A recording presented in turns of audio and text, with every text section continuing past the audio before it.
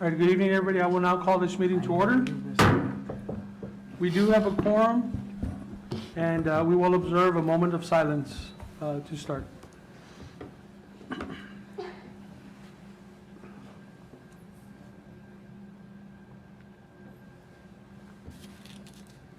Thank you. We'll move on to our Pledge of Allegiance with Mr. Shane Strubart.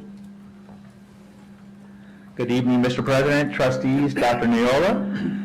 Ladies and gentlemen, please stand for the presentation of the colors by the Air Force JROTC from Harlingen High School South, led by Cadet Staff Sergeant Nashley Crespo, Cadet Senior Airman Aaron Perkins, and Cadet Senior Airman Victoria Pettis from Connell Freshman Academy, and Honorary Cadet Airman First Class Amber Pettis from Vela Middle School. Our Pledge of Allegiance will be recited by Cadet Staff Sergeant Frank Pimentel.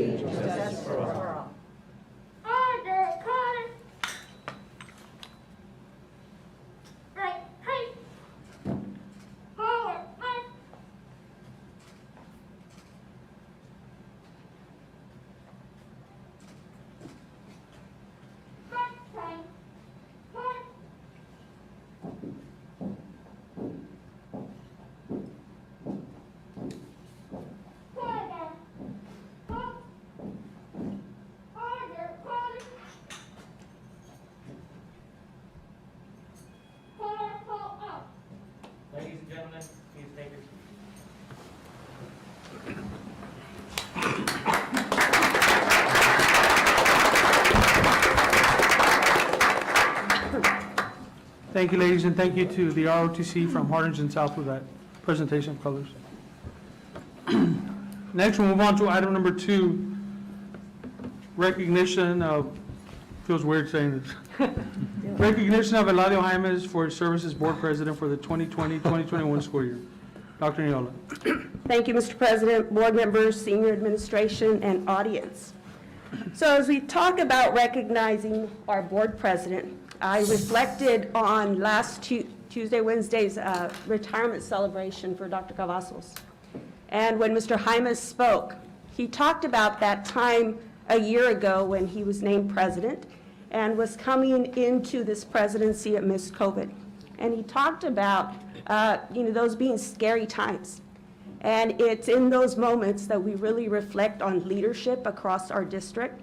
And so for Mr. Jaimes, taking on his first presidency of our Board of Trustees during our district's most challenging times really speaks to the quality of leadership that we have in our school district. His leadership shined in moments of uncertainty and in times where we could not gather in person but virtually. So through his leadership, he continued to provide messaging of encouragement and leadership in virtual settings. So whether that was graduations, board meetings, banquets, it was a continued reinforcement of our board, our district could get through anything that we encountered. So as we began a new school year and rolled out our safety precautions and protocols, Mr. Jaimes took the time to go to campuses and visit teachers.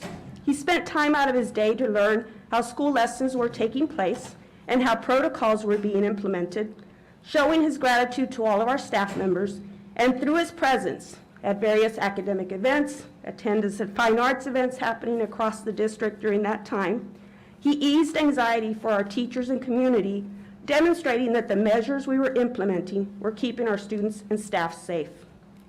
Mr. Jaimes did not miss a beat when it came to his love for our HCISD athletic programs. He's dedicated to attending those games and meets and supporting our students. You will always find him on the sidelines.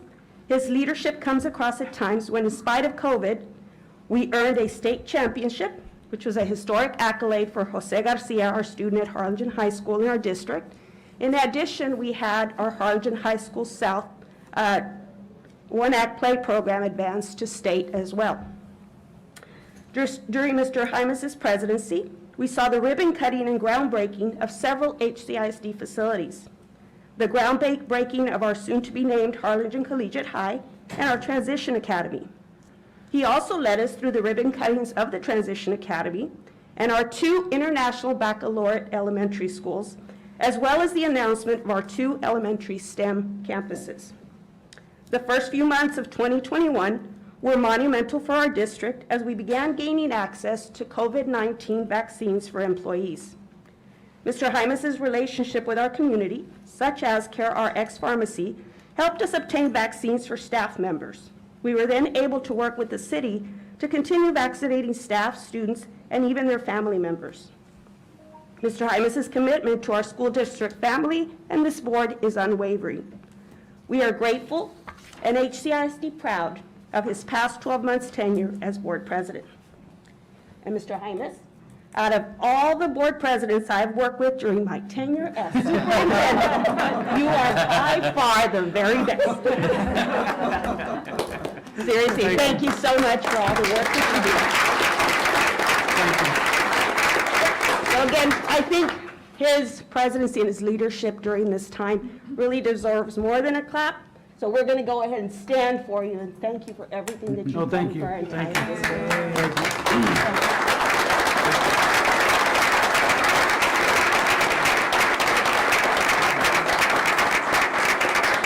And so I'll turn it back over to Mr. Jaimes and certainly the rest of our Board of Trustees for any additional comments. May, you read that just the way I wrote it. Follow directions well. Mr. President, may I speak? Yes, ma'am, go ahead. Dr. Noyola, I'd like to thank you for, for being so specific and discussing so many of the ways that Mr. Jaimes has led this district.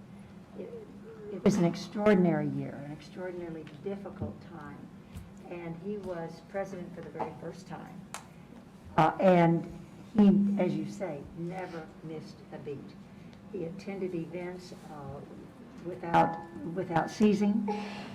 He contacted board members without ceasing, kept us all together as a group, and he seemed to welcome every hurdle, every challenge. Eladio was there.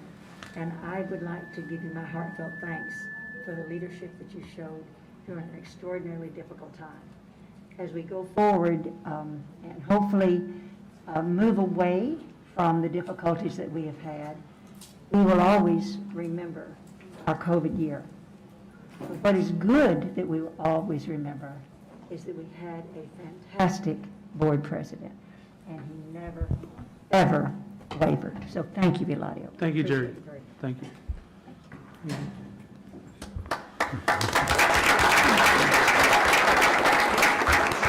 President? Oh, please, I'll defer to the good doctor. Go ahead. Thank you, Mr. President. I would just like to add my thanks to you and mention that, from the very beginning of my time to work with you, I've always truly appreciated the way you connect with individuals, and you've connected with me, and I see you connecting with others in such a personal way, in such a way where you're showing caring and you're showing concern, and you're helping guide and mentor all the time.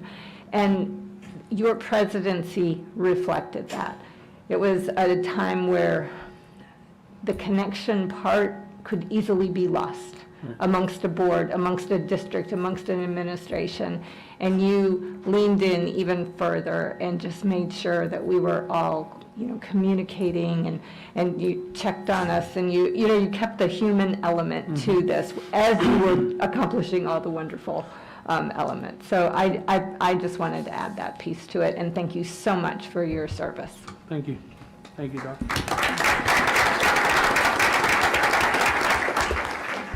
Just don't want to belabor the point. I want to echo what's been said by my colleagues. Great presidency, a great job, Eladio. I will point out that it's a little bit unfair to the rest of us because we rotate every year, and by my count, he's been president 4 years, because I think the 2020 pandemic has been about 4 years long. So next time I want a little bit longer, but without a pandemic. So no, but you've done a great job, Eladio. Thank you for your steadfast leadership during these most difficult times. So Thank you, Doc. yes, Mr. President. Eladio, also, I want to thank you. You're a true leader. You really are. And you came in at probably the most difficult time of all the years I've been on this board, all the things that our school district and our system of education has gone through. And you've been calm and collective, and you're a unifier. And the other thing I don't know that a lot of people may not recognize is that he is the PR director for AEP for, I think, Corpus Christi to Laredo to Brownsville. And we had a lot of disasters this past year. We had a freeze, we had, I think, a hurricane. And despite all that, he made all his meetings.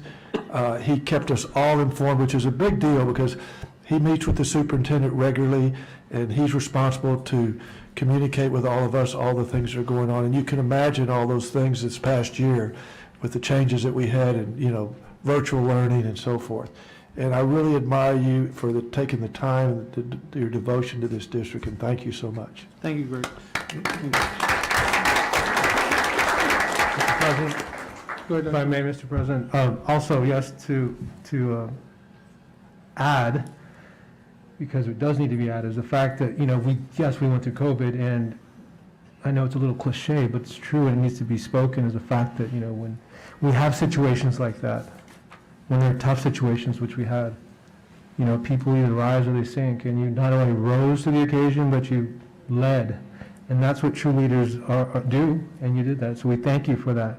But I think, in my opinion, we talked about these natural disasters. In my opinion, one of the toughest things that we did, though, was the transition of our superintendent, our fascinating superintendent.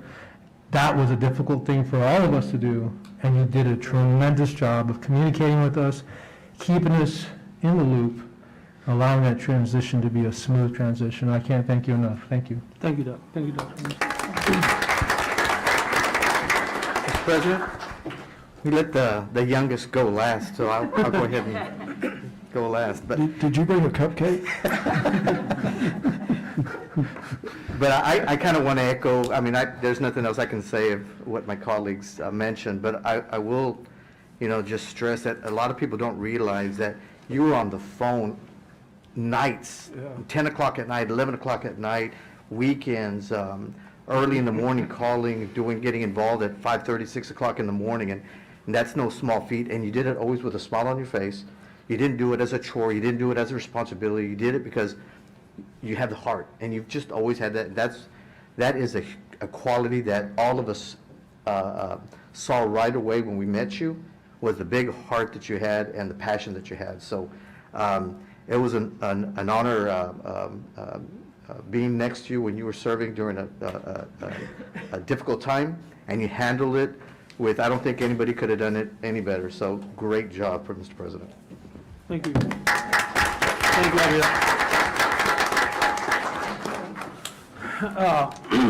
Well, normally I enjoy people talking good about me, but that was, that was very touching from you all, especially you six, because when I took over last year, knowing the uncertainty that we were heading into, I was nervous, I was a little scared, but what made me feel comfortable, or what made me feel less nervous, was having you guys along the ride with me, because I knew that I could turn to either one of you all for advice, for help. If something I didn't know, I could pick up the phone and call either one of you all.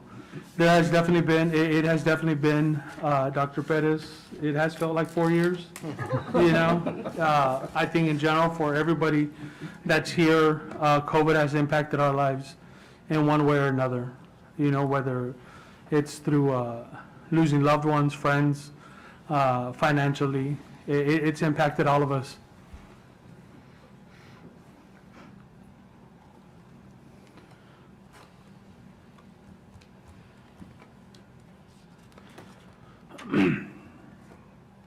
Excuse me.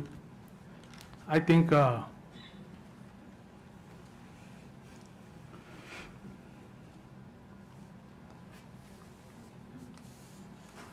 excuse me.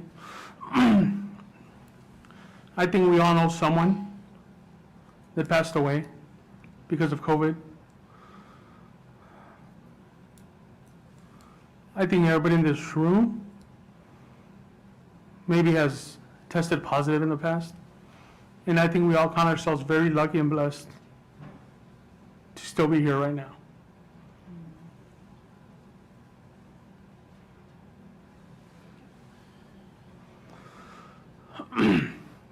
It is with that gratitude that I served, not just as president, but I continue to serve as a trustee to the school district.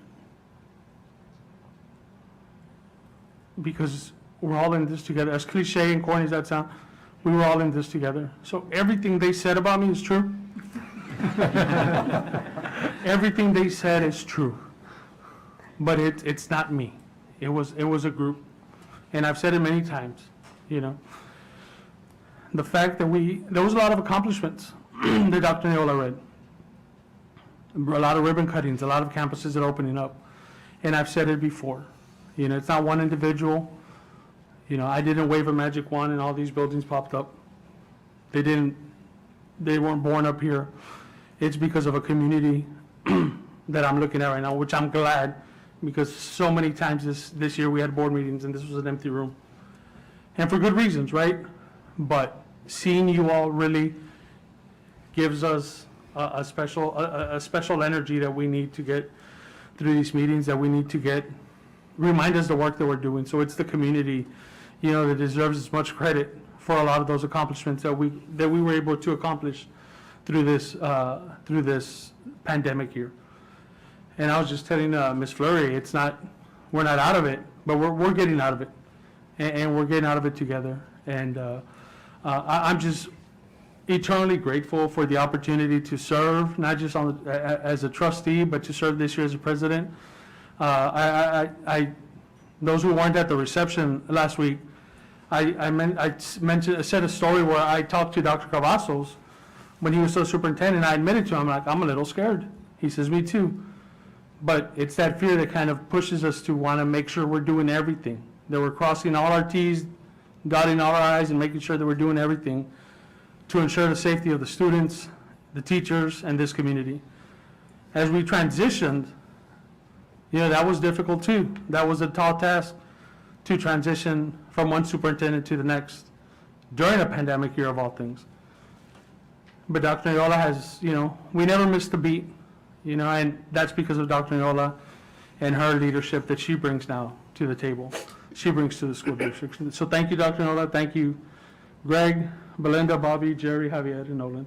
Thank you all for your friendship, for your leadership, and the entire administration, senior team, Sonia, you know, for keeping me in check when I needed it. Yeah, so thank you all. I appreciate it, everyone in this room. Thank you.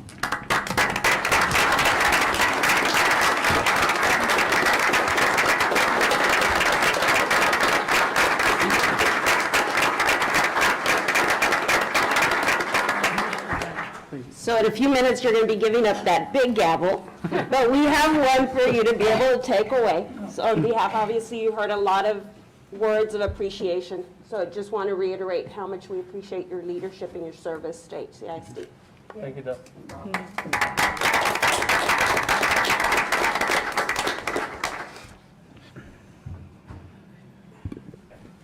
Thank you. The official Facebook camera. Thank you. Great.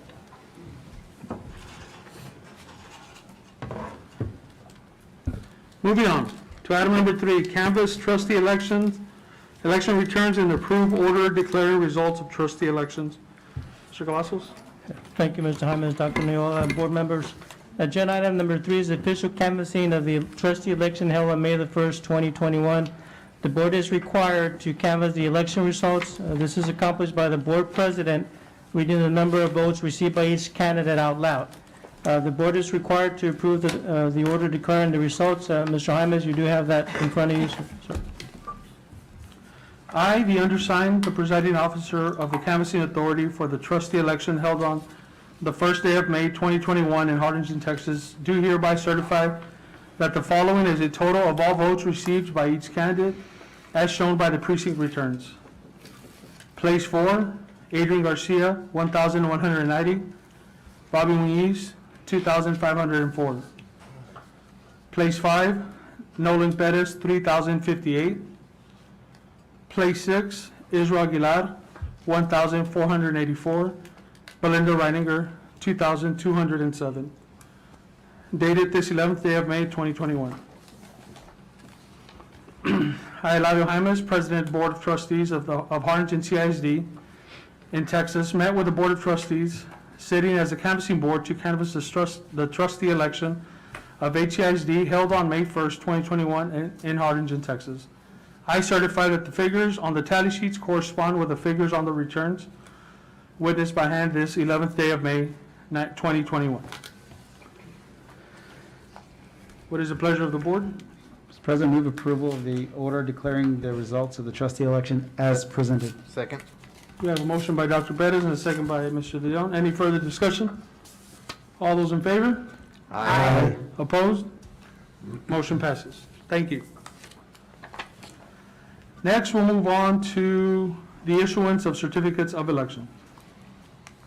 Thank you, Ms. Jaimes, Dr. Neola, and board members. Agenda item number 4 is the issuance of certificate of election for each newly elected trustee. Dr. Neola will present the certificates to the elected trustee. Neola.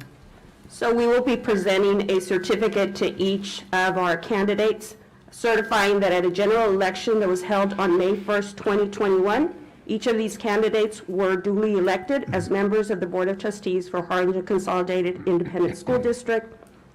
In testimony where I have actually signed by the presiding officer of the canvassing authority.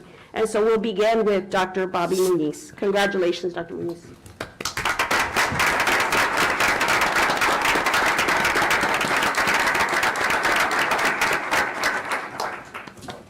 Dr. Nolan Perez.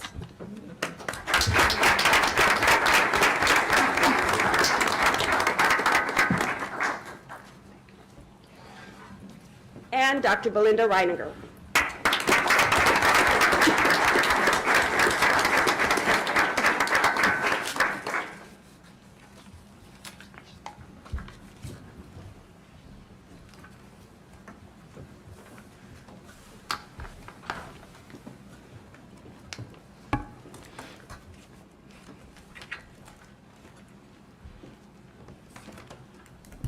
We will now move on to the oath of office. Mr. Julio Cavazos. Thank you, Mr. Jaimes, Dr. Neola, board members. Agenda item number 5 is the oath of office. We have District Judge David Sanchez to administer the oath of office to the newly elected board members. He will administer the oath of office to each individual board member, so I'm going to hand it over to the judge. Good evening. Good Good evening. Good evening, Judge. Would bear with me just 1 second. Got it. My name's David Sanchez, and I just want to share a little bit about me with you. I'm a product of Harlingen School District. When I left the school district, something in here. I live with you every day. Every time I speak to high school students or people who tell me they're affiliated with Harlingen, I tell them Cardinal Spirit never dies. Right? Do you have any Cardinal stuff here? Yeah, obvious, right? Dr. Muniz was my classmate when I was in Harlingen High. And so I share this with you because over here we've got, I understand, a group of overachievers. There you go.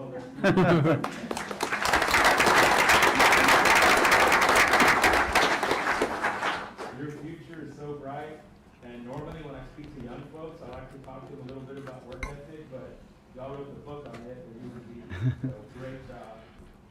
Parents, I'm assuming around here for this group, congratulations, because they didn't do it on their own, right? It takes a village, it takes a family, Gotta be very proud of them. My hat's off to all of you.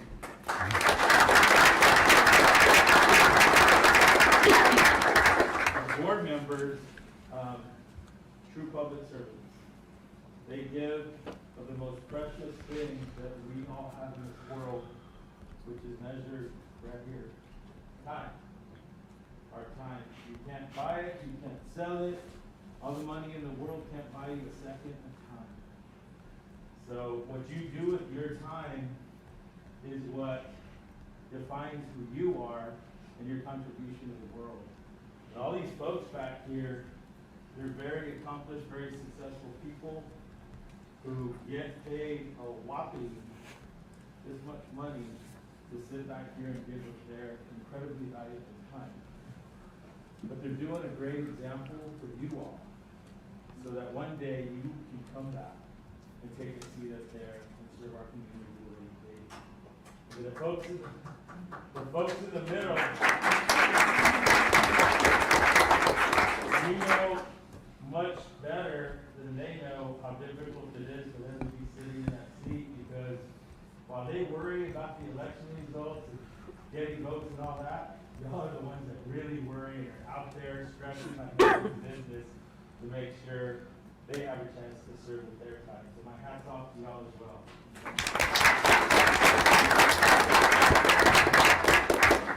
I'm the proud parent of 3 children.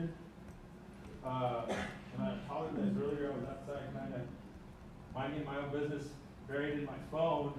But I'm the father of David Nicholas Sanchez, who's a golfer for Harlingen South, a step above. And tonight at 6 o'clock, he was inducted into the National Honor Society, which, by the way, Dr. Reiniger, that was one of the best speeches I've ever heard. Aw, thank you. It was amazing. And I don't know if y'all keep it and people can go back and listen to it or not, but four things to live by. Work hard at whatever it is you're doing, your task. Be a member of a team. Be a strong member of a team. Do your part. Third, don't be afraid to fail. Failure brings great rewards in the long run because it makes you work harder. And finally, I think it was the best piece of advice: be grace. Be graceful. That means be kind to one another. The golden rule, right? Treat others the way you want to be treated. Great speech, Dr. Reiniger. Thank you. Y'all come up here to hear me talk. I can't help it kind of share with folks whenever I get the opportunity. I'm really proud of everyone in this room. Y'all can't say enough. Eladio, all those wonderful things they said about you, so true. But I want them to put their money where their mouth is, and I'll pitch in to get you a beautiful mask like theirs, man. You got the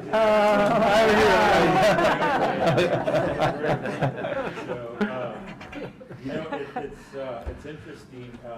They only got here because people went out and voted and voiced their vote, and that's so important for you to vote and voice your opinion. And I know exactly where this board member, Greg Powers, was the last night of early vote, because he and I were the last 2 in line to vote in that election. But I was going to be out of town that election day, and wasn't sure I was going to be back in time to vote. And so he and I were the last 2 in line. We waited, over an hour by the time we got in line just to vote. So that's important. 18-year-olds, vote every chance you get. It says something when you're voting to get out there and put your vote to good work. So if these people are willing to come out and serve you, be willing to go out and make the right choices. We clearly have with these folks up here. So, without further ado, what order? We start Dr. Muniz. Come on up here, Dr. Muniz. I guess this is maybe order time, so if you want to stand here, I don't know if you can stand behind you. Come up and stand with him. Because it's not just him, it's you all as well that will be serving him.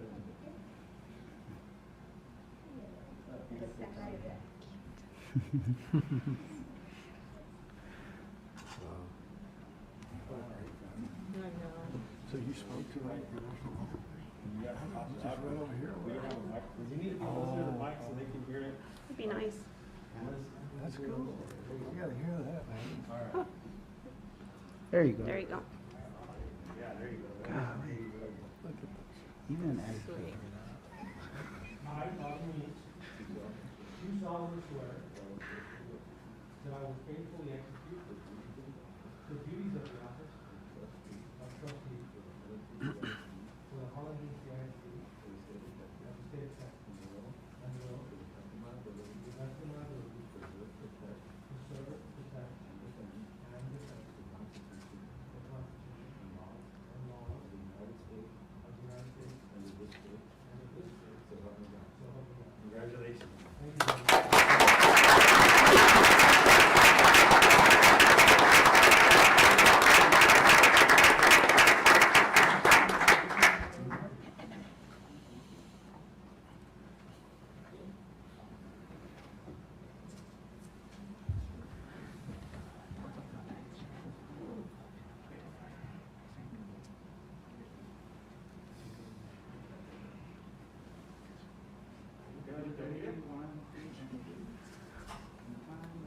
Belinda.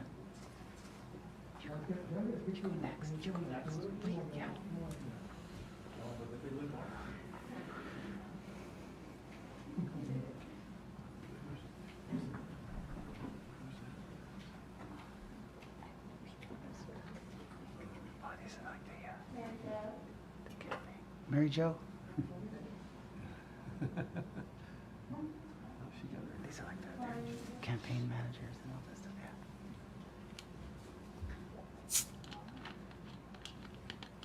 That's Maureen.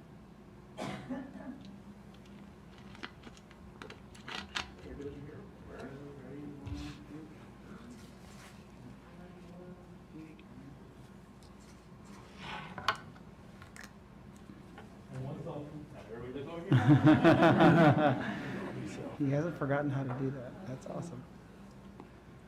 And good. Okay. Everybody wave. 1, 2, and 3. Got it.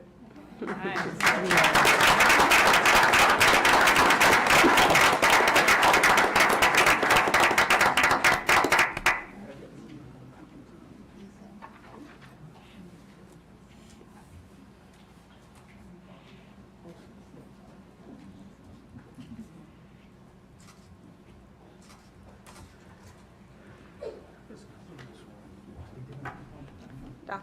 Just the two.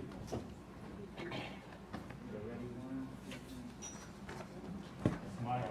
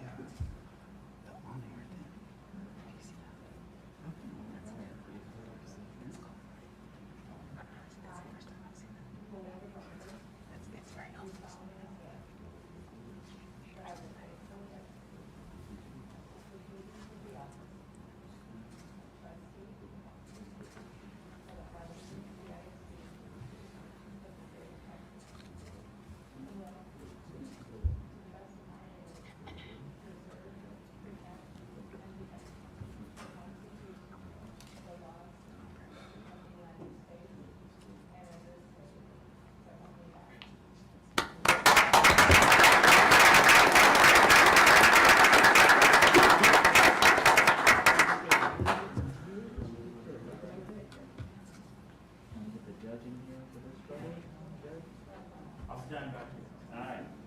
Perfect. All right. There you go.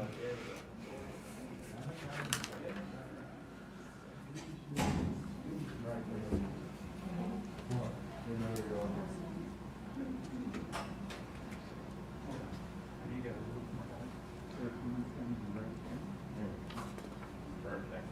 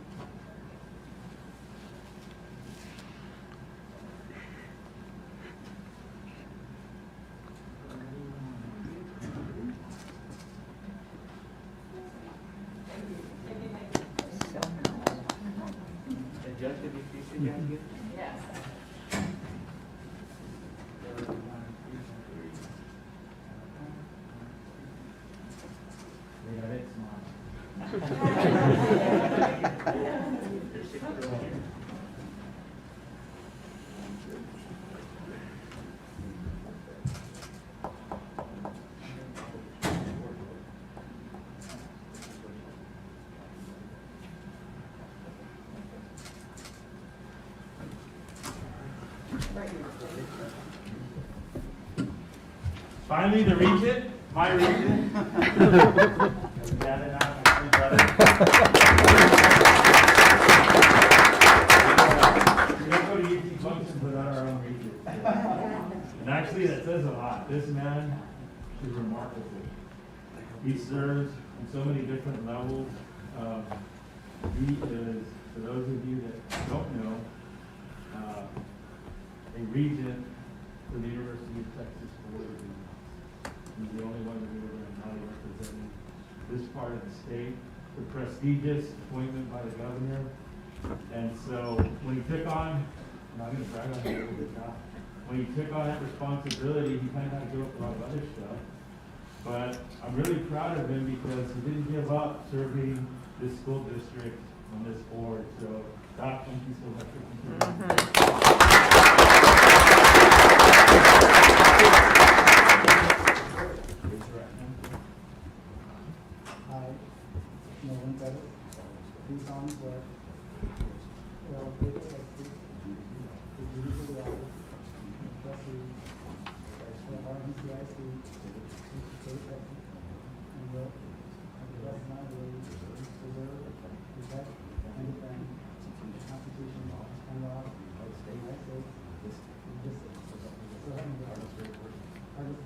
All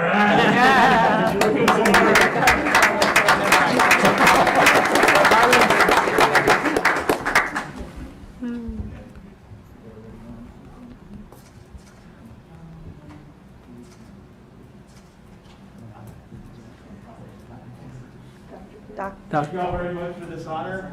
God bless. Thank you. Thank you, Judge.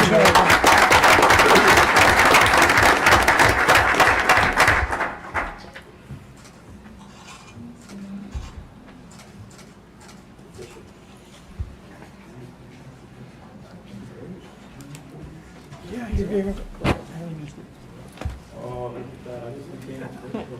You're official. My son with the A&M church. Thank you very much. Thank you again, Judge Sanchez. We'll move on to item number 6, the reorganization of the school board. Mr. Julio Cavazos? Thank you, Mr. Jaimes, Dr. Neola, board members. Agenda item number 6 is the reorganization of the school board. The board is familiar with the process.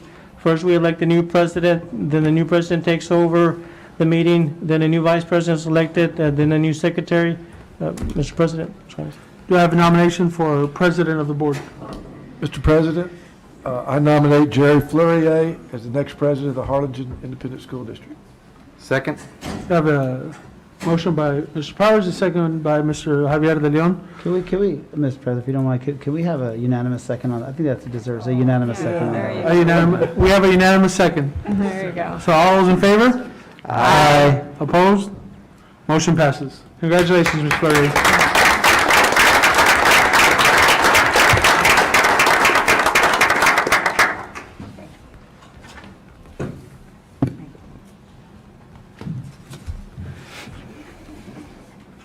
Thank you.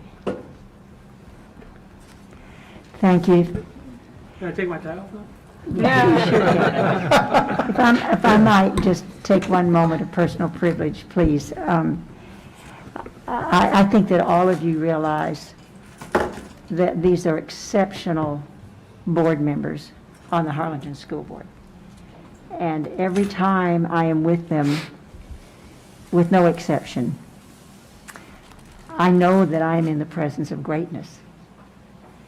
And tonight I know that I stand on the shoulders of giants.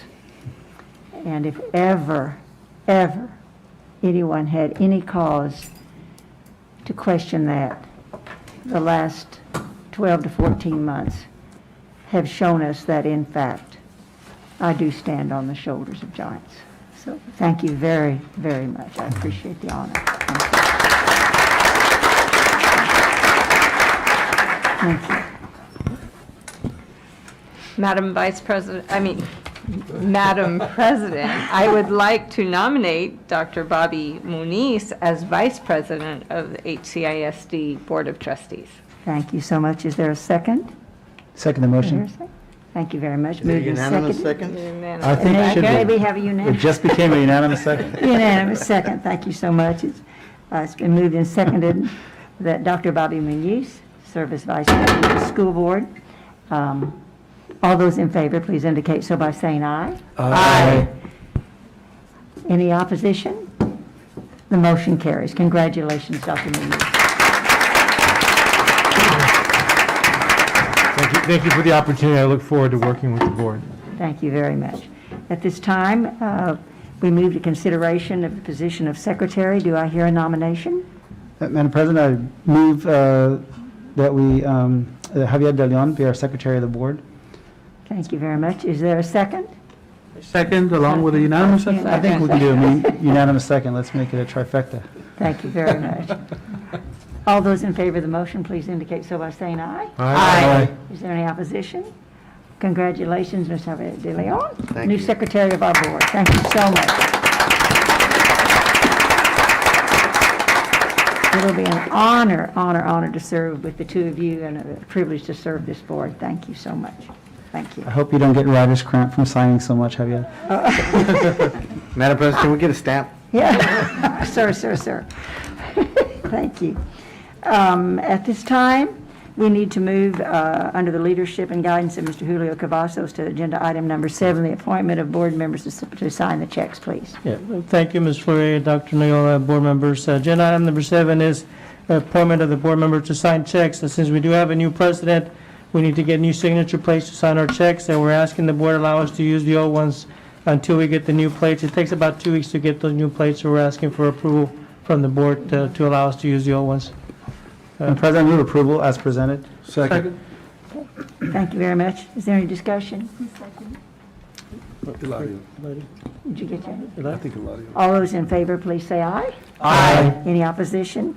Motion carries. Thank you very much. Okay, at this time, we move to agenda item number 8, awards and recognitions. This is going to be fun. Dr. Joseph Villarreal, will you assist us, please? Our favorite part of the meeting. Sir? Our favorite part of the meeting. Oh, this is absolutely our favorite part of the meeting. Good evening, everybody. Mrs. Fleury, board members, and Dr. Nola. Last Tuesday at the Transforming Teaching and Learning Committee meeting, I had the honor of facilitating the award recognition of the HCISD Board of Trustees by the John F. Kennedy Center for the Performing Arts and the National School Boards Association. Every year, the Kennedy Center for the Performing Arts and the National School Boards Association recognizes only one school board across this great nation of ours for its outstanding support and commitment to high-quality arts education throughout the school district and community. Since its inception, only one other school district in Texas has received this award. And now we can add a second, and that is Harlingen CISD to that list. At this time, I have the extreme honor and privilege to present the official plaque that recognizes the HCISD Board of Trustees as a recipient of the 2020 Award of Excellence by the John F. Kennedy Center for the Performing Arts and the National School Boards Association. Congratulations to you and the entire HCISD community. HCISD. Round of applause.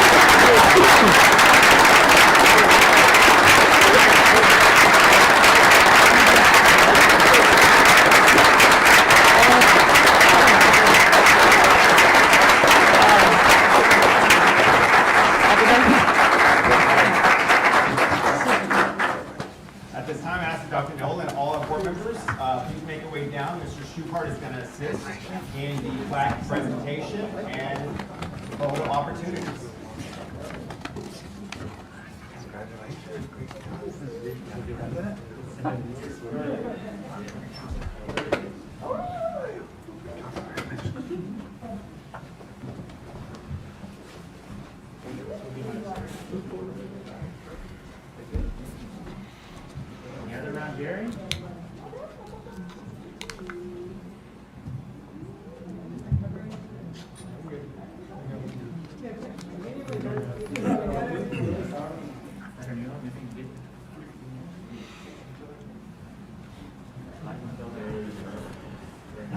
This is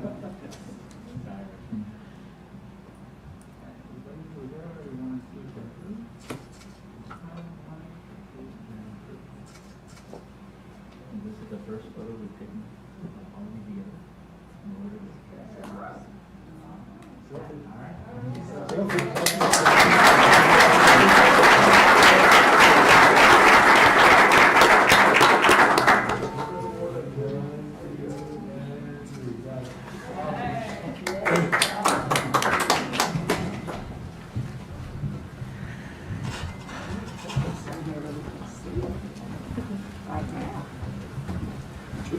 Shane.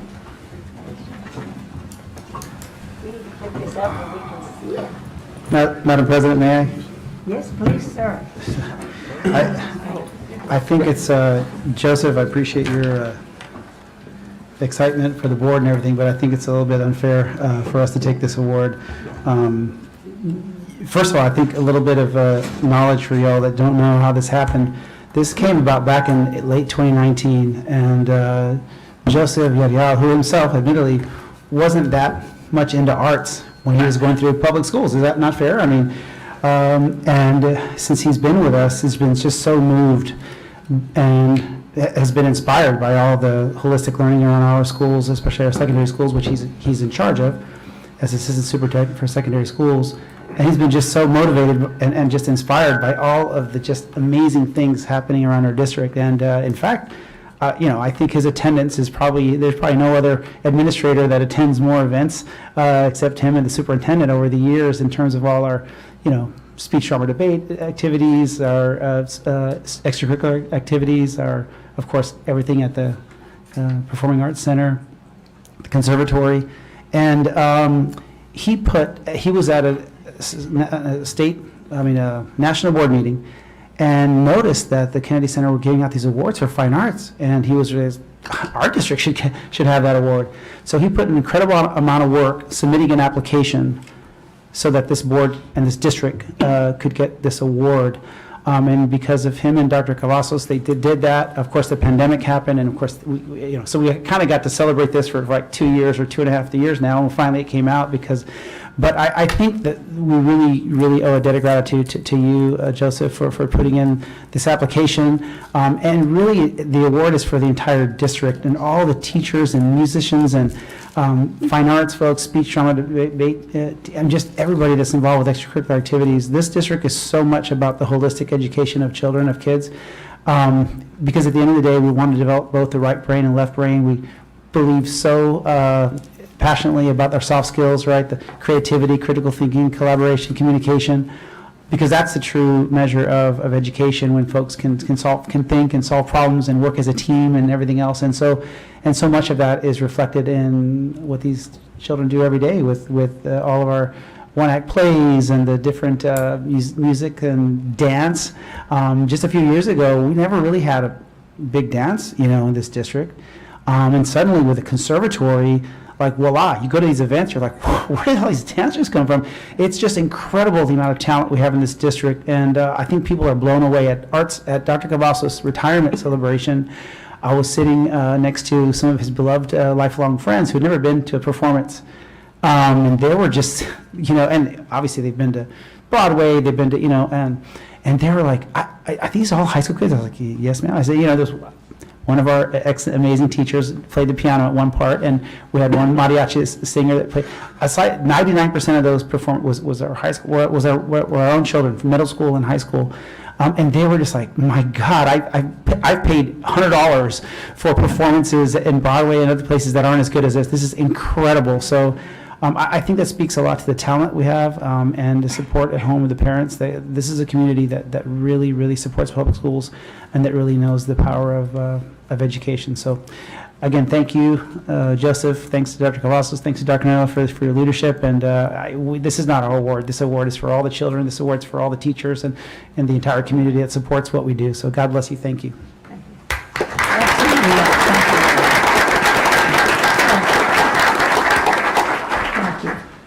Would anyone else like to comment? So, Ms. Fleury, if I just may, as I'm looking out into the audience and here in our first two rows, we have the people that make that happen in our We're celebrating our band programs tonight that have advanced to state.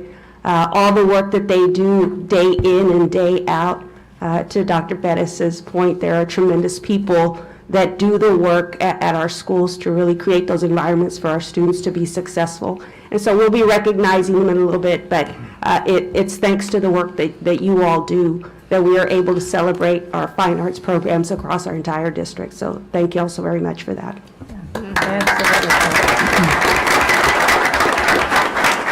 Thank you so much. I would just like to reflect that, there are a few of us around here who have been around for some time, have been watching this.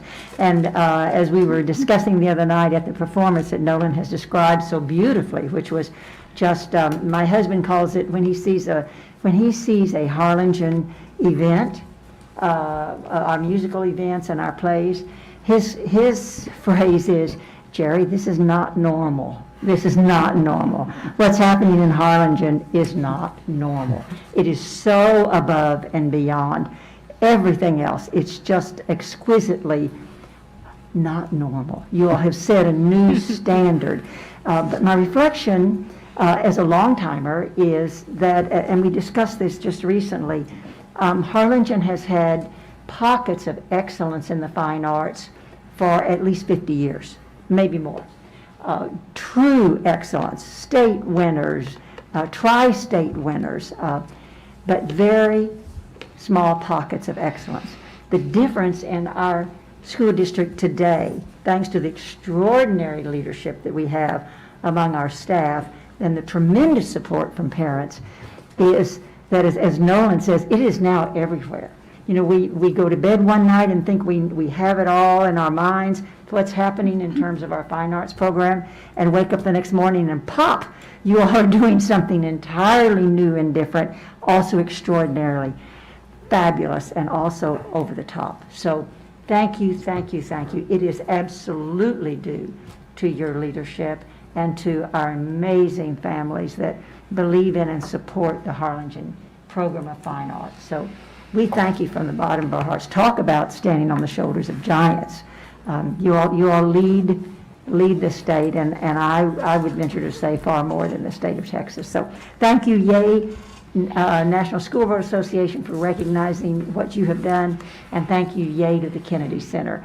What a joy and privilege to be speaking with a representative of the Kennedy Center as she Zoomed with us the other day from Washington, D.C.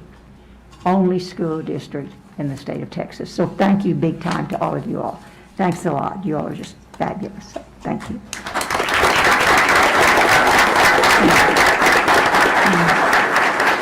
And at this time, living in a community with tremendous support, it gives me great pleasure to move to the agenda item, a recognition of Care RX Pharmacy and the City of Harlingen, and Mr. Strubhart is going to lead us in that appreciation of presentation. Madam President, Trustees, Dr. Neola, Administration, and audience.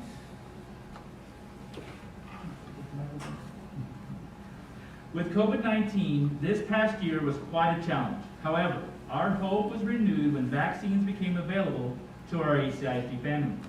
As soon as that opportunity was open, Andrew Zamora-Gagui, owner of Care RX Pharmacy, reached out to offer over 400 vaccinations to our staff.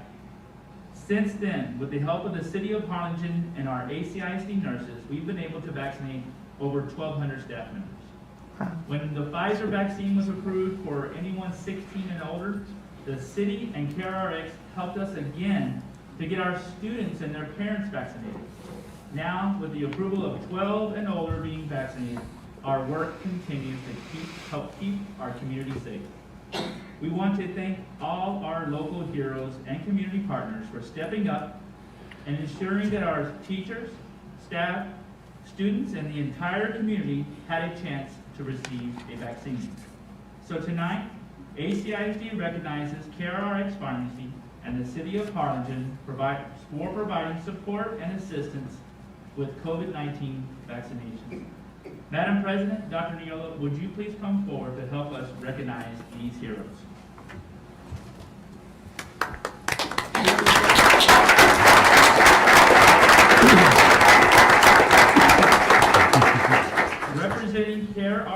Pharmacy. For this recognition, our owners, Andrew and Cindy Zamora-Digui.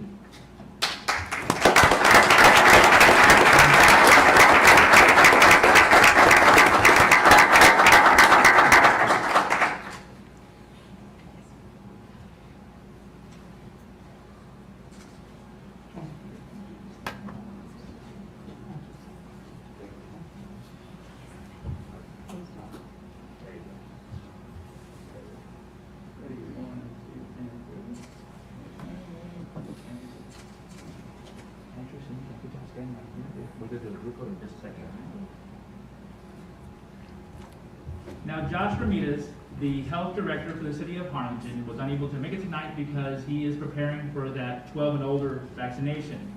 But we've been remiss without recognizing him. So let's please give him and the city of Harlingen.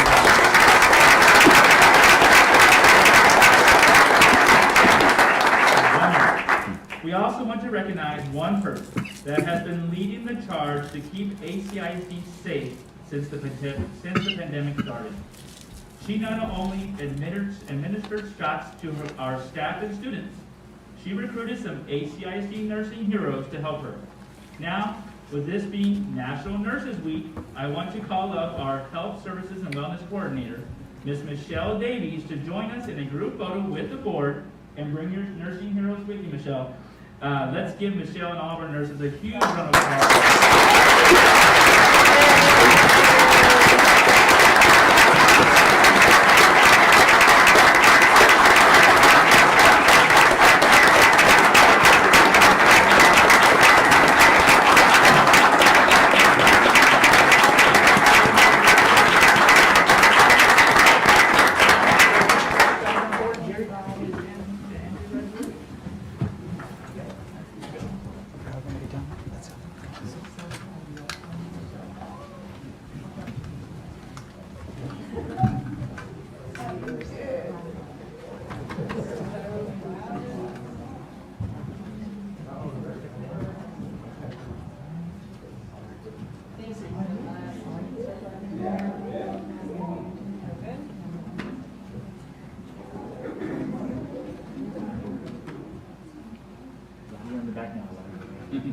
All right. See everybody?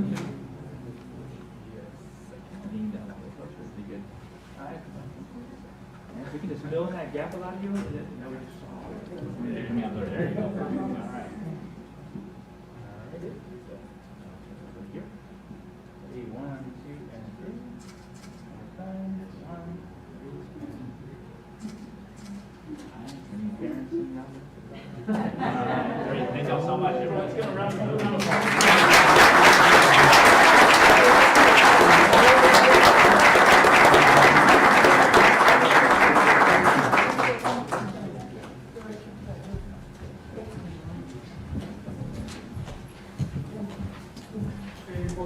Yes, sir. I want to give Andrew and Cindy Oh, yes. Thank you. As we're gathering, Mr. Powers has an announcement to say, right? I think you should tell the group what you just told me. Oh, That was cool. Tell them. well, the only shot I've ever had in my life where I literally did not even feel it, the needle, the only one administered. So. That's super, right? See? So it doesn't hurt to get your shots. Cool. Thank you, Greg. Thank you so much. Mr. President, if I may. Would you like to- Mrs. President, I apologize. I just want to point out, Andrew and I went to pharmacy school together. And most people don't realize that we went to pharmacy school together. We had the pleasure of not only learning, but he's actually from Houston and came back to Harlingen. And it's been a pleasure to have him as a partner and as a friend and a colleague that we worked together. And I'm so pleased to see him doing what he does best, working with the community. And this is a great exemplification of how we team up with partners throughout Harlingen and beyond. This is just one small example, so I can't thank you enough, you and your family and your pharmacy, for doing what you do. Thank you. Thank you, Barbara. Mr. Hines? Madam President, I met Andrew a few years ago at CrossFit. And I know what you're thinking, Eladio CrossFit? But yes, I met them both a few years back. We don't go back as far as Bobby and he does, but it's those relationships that you don't know when they're gonna mean more. And it was during a time when, you know, we really had to come together as a community, as I said earlier. And Andrew and his wife Cindy are definitely, you know, not just heroes to Hcisd, but to the community of Harlingen. And they're Harlingenites now. You know, this is their home. And we're very appreciative for what you guys did and continue to do. I got my shot with them. And so it's just special to have that relationship with, like Bobby said, with business partners in the community that care about the community as much as we do. So thank you guys for everything that you did throughout that time and continue to do for this community. Thank you. Thank you.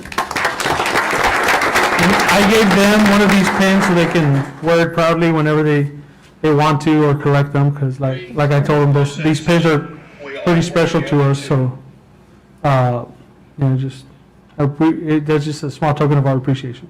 Thank you. Thank you, Eladio. Would you like to speak? Dr. Sure, Noel? and so, you know, as we speak about the power of partnerships, and Andrew and his wife have been just such a critical part, a partner from the very beginning, from that moment he stepped up. And in fact, just late last week, he gave us a call. And he said, look, it looks like they're getting ready to announce vaccines for the 12 to 15-year-olds. And he says, we're ready. You get us the names, we're ready to keep partnering with the district and doing what we can for our schools and our community. So Andrew said, thank you so very much for continuing to be a partner, a tremendous partner to our school district. You know, when we were doing vaccinations for our staff. And so I was there when we were doing our staff vaccinations, and to see the relief on our staff members as they walked out of your pharmacy was just tremendous to see at a time when there was so much worry. So know that the work that you are doing, that partnership, has just impacted our entire school district in a way that I don't think we could have done anything different if not for your support. So thank you so very much for everything you've done for our school district, our entire community. Thank you.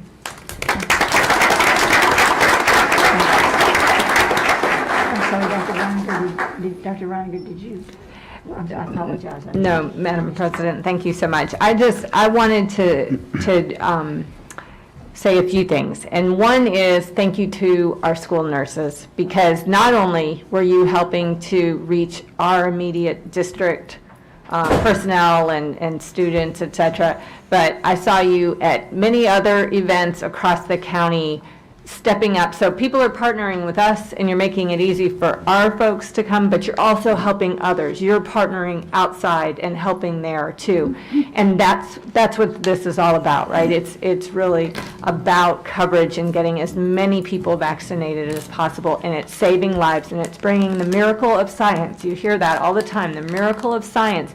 But what we have to do with this vaccine is get it to people as immediately as we can, right, as easily as we can, and you made that possible. So thank you to Michelle Davies for seeing the value of that, and particularly thank you to Dr. Niola for recognizing that this makes a difference, not just for us, but for everyone. So it's just tremendous. And I've had the pleasure of talking with Andrew a few times. My kids have gotten vaccinated and one's coming up, one's done. Thank you so much. You know, we've said it all. We can't thank everyone enough who steps up to the plate during this time. The vaccine is saving lives.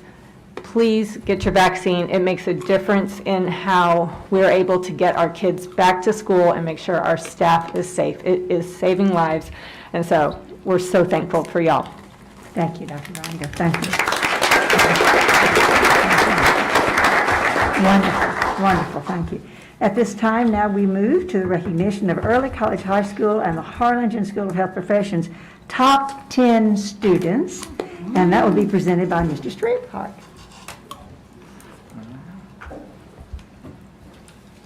Excellence, excellence continues. Thank you, Madam President, Dr. Niola. Give me another microphone. Test 1, 2, 3.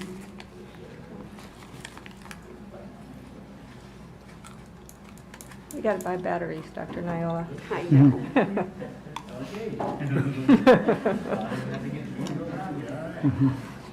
We're used to Zooming. I know. I got more microphones over here. All right.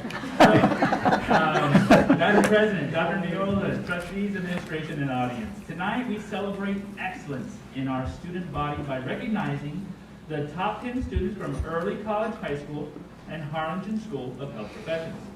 All of them have worked very hard to earn their position as a top student amongst their peers. However, we know they could not have done it without the love and support of their parents. So, if you are a parent of one of these amazing students here tonight, would you please stand so we can recognize the parents? Stand.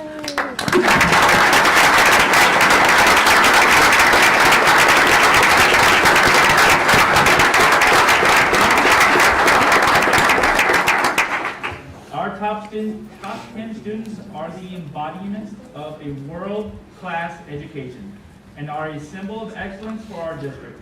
We congratulate these students on their achievements and look forward to seeing them at our district's commencement ceremonies. Madam President, Dr. Niola, would you please come forward to help us recognize these amazing students? We're going to start with Early College High School students. When I call your name, would you please come up to get your photo? We have the top 10 billboard photo for them to take home with them. Certificate, and please stay here for a group photo. We're going to begin with our valedictorian from Early College High School, Alyssa Davila.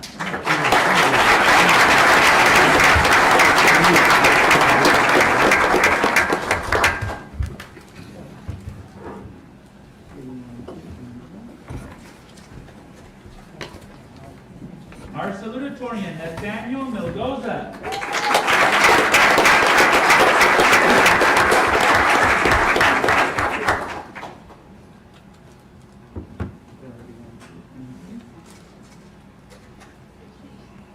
Jacob Rodriguez.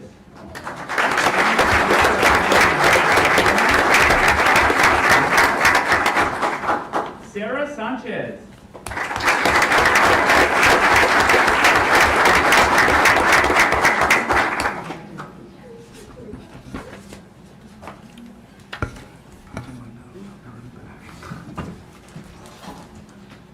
Donna Gallardo.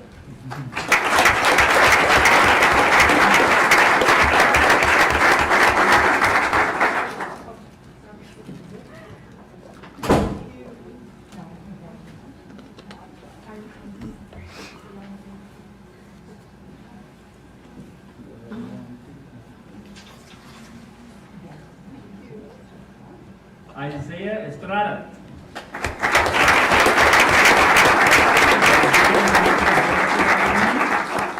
Holly Hernandez.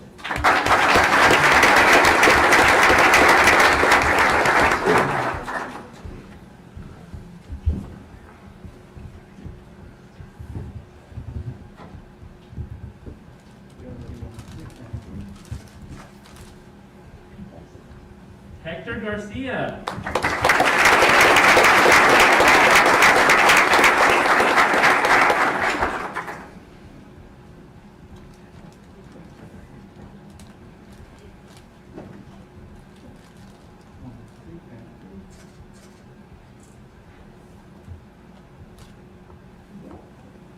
Valerie Martinez.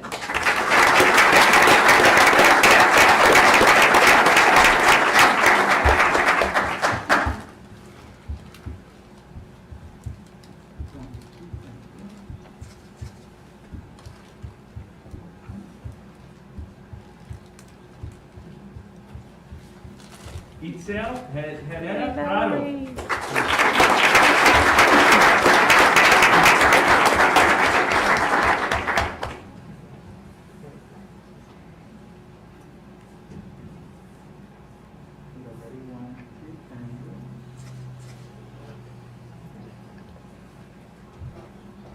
Eddie Rodriguez.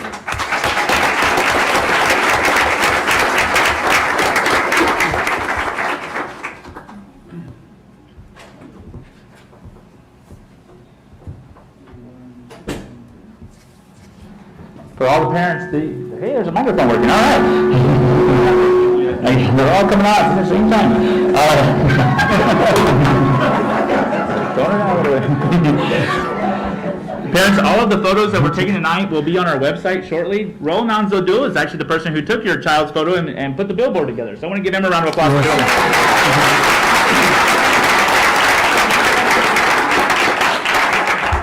Get all the trustees to come gather around the students. Sit on the bottom platform here. Okay.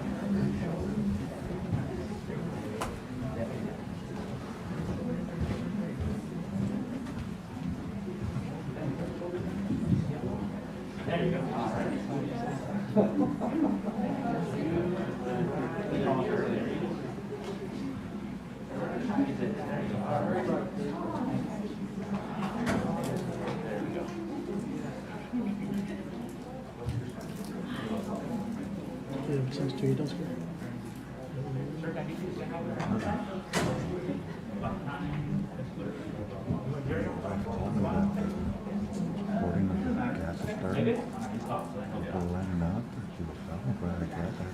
Parents, if you want to come forward and get a photo with your cell phone, come on up. I'll roll this ready here. Okay. Each one had like 4 or 5 Everyone look right here. So that's why it was late. Because I'm not like, well, I say I'll be here in an hour. So I had came over here, but I only have like an 8 like that. Okay, stand by. Let's let your Better parents find take gas some or- photos. Come on up, parents. Get close. Get close. Don't worry. Don't worry.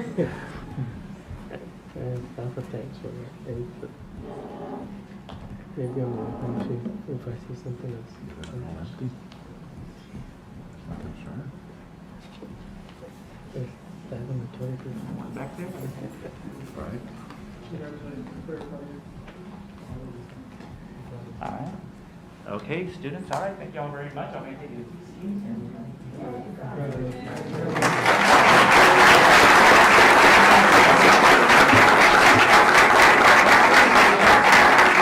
Okay, now we're moving on to our, oh man, lost my microphone again. Testing 1, 2, 3. Okay, it's this one that works. All right. Moving on to our Harlingen School of Health Professions top 10 students. Beginning with our valedictorian, Jorge Alvarez.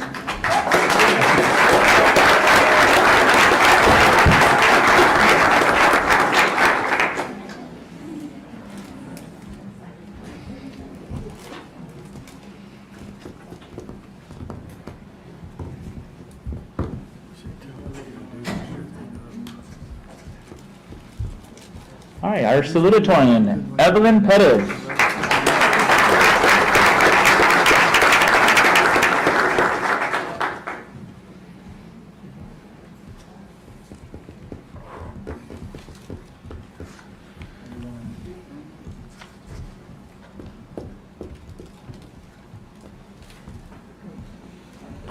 Brianna Salinas.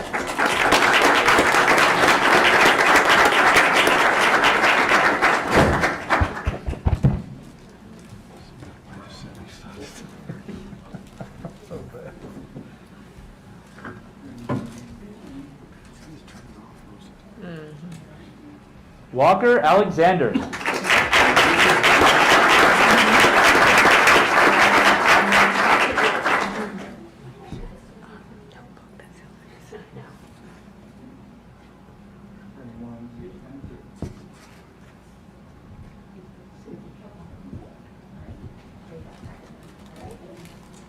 All right, Mia Longoria.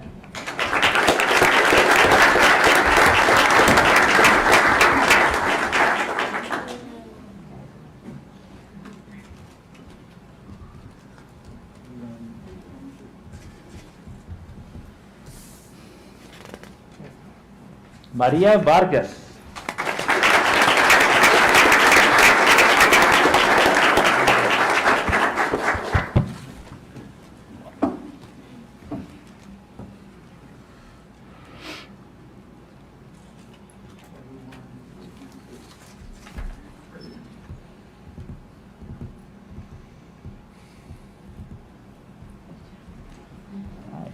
Viviana Soto.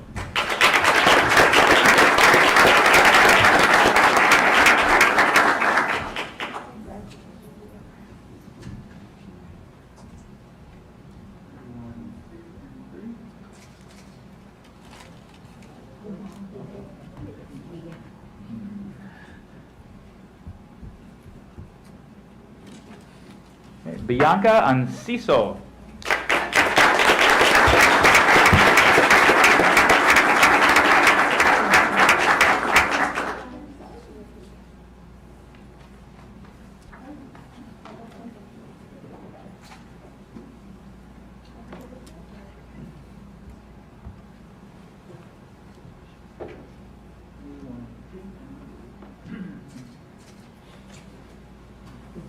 All right. Linda Gonzalez.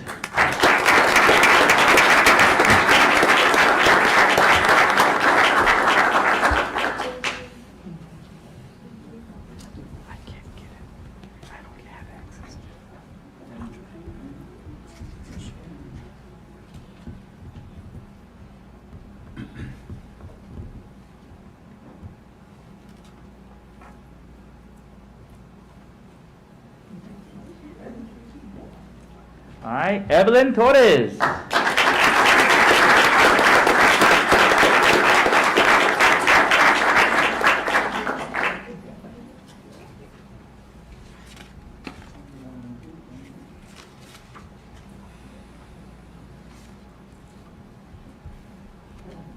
right, and that rounds out our top 10 students for Harlingen School of Health Professions.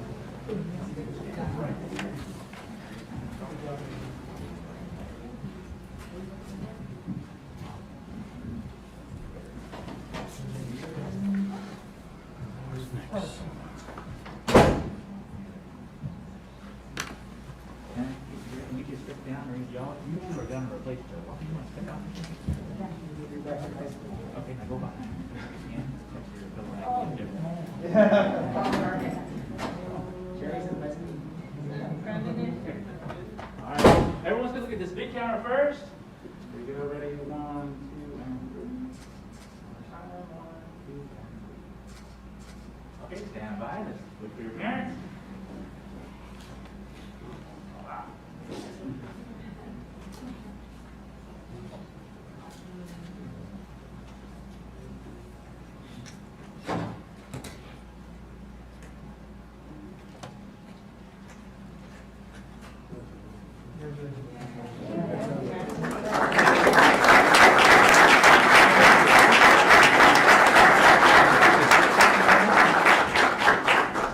Recognize our two principals, Tina Garza and Dr. Pam Flores. Let's give them a round of applause.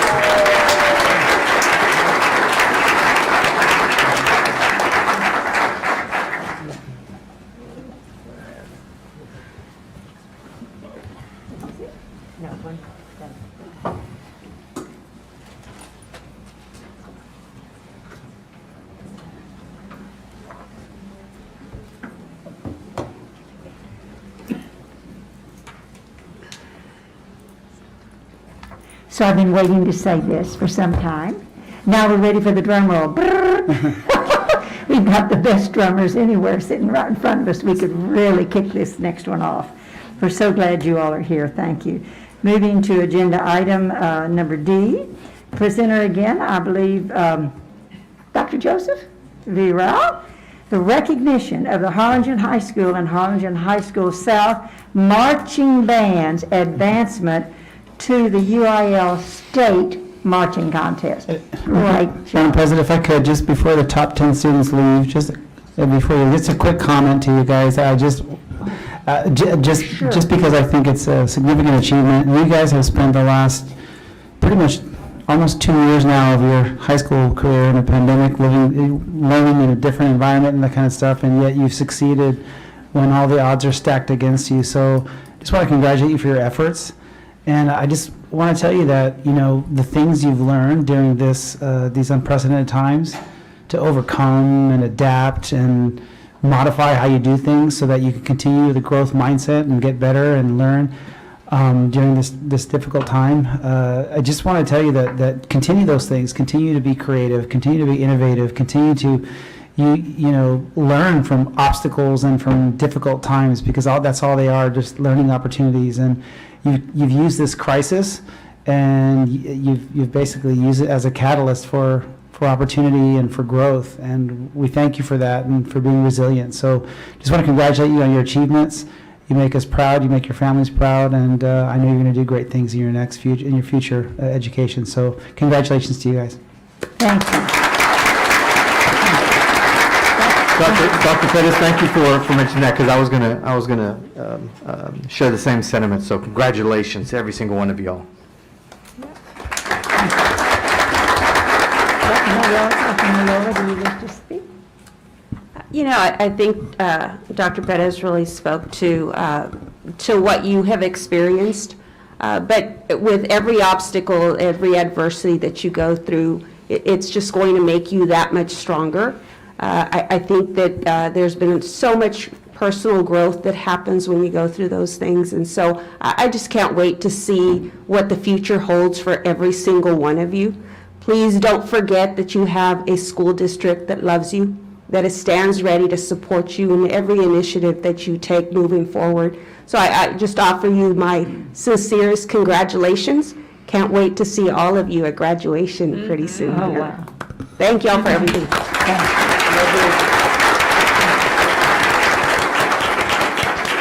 Thank you so much. I just wanted to make Joseph sit down. He didn't even sit down, he's just standing over here. And now, Dr. Villa, more excellence. We're so proud of our schools, our students and our schools. Thank you all for coming out this evening. We appreciate your attendance. Thank you.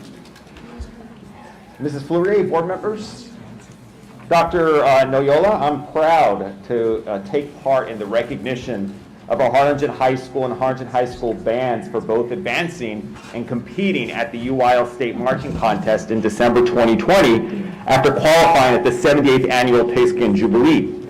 At the start of the year, we didn't even know if pigskin would happen, but HCISD made it happen, and HCISD was only one of 2 school districts in the entire Rio Grande Valley that made sure that pigskin happened.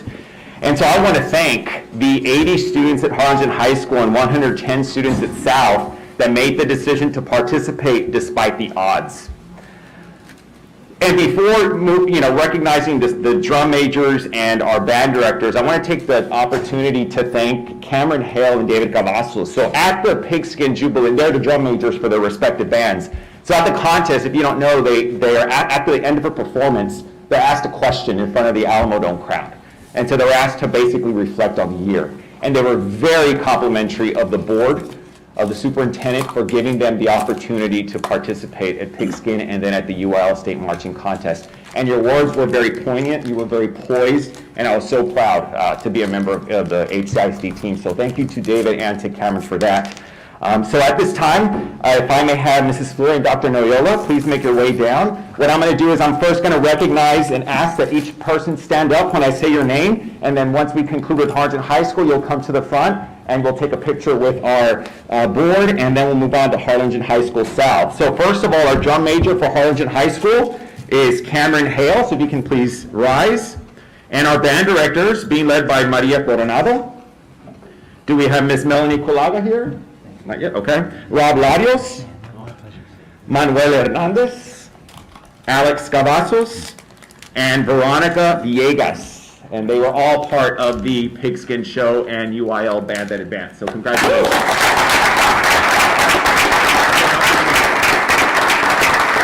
Now you can make your way over there and we'll take a picture as well with Mr. Strupart.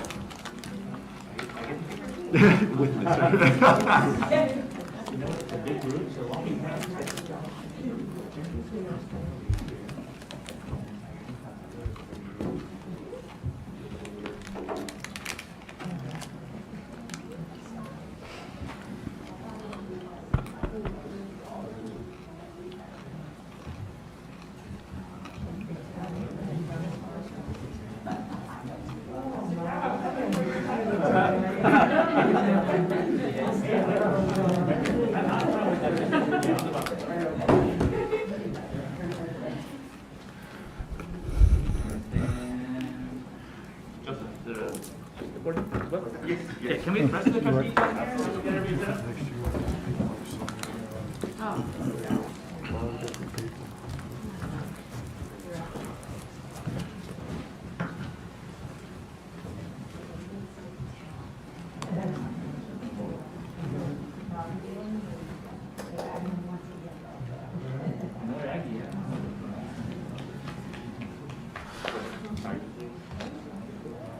Hey,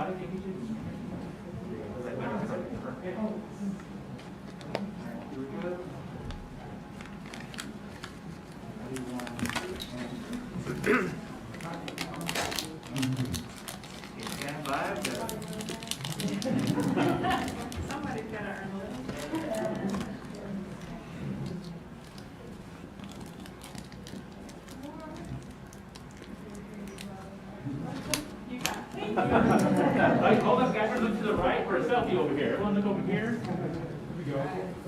1, 2, and 3. Got it.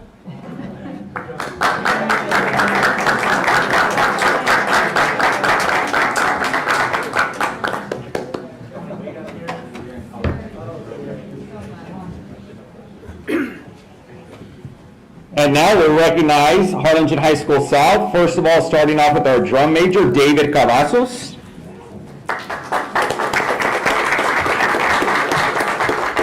And our director is being laid by Mr. Shane Shinsato.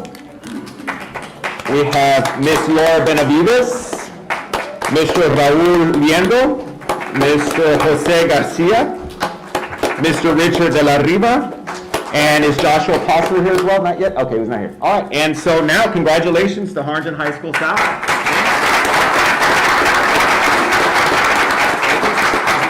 Make your way for a picture.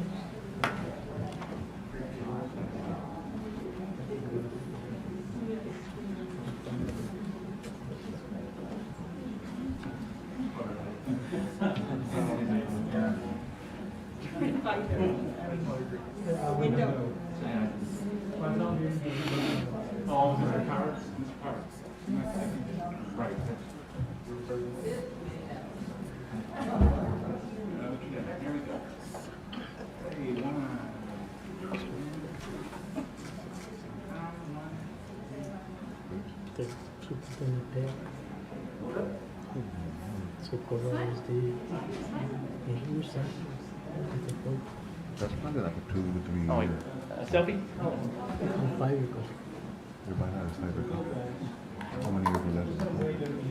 They're buying the balance that's coming.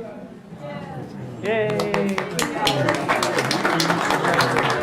I'm working on that several times. Run them out every 2 years. It's crazy. And they hire a new one, they have 2 on the payroll. We gotta get our pattern on. Thank you, man. I know. Good week, as well.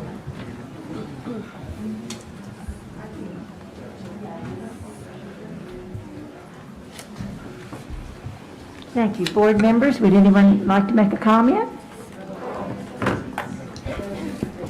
Madam President, I would just like to recognize the directors of the 2 bands and the amount of work and, dedication that you bring to the table, and that's what excites the 80, 100 plus students to come out, and for parents to entrust their students to you because they have such a passion and an ability to learn and perform.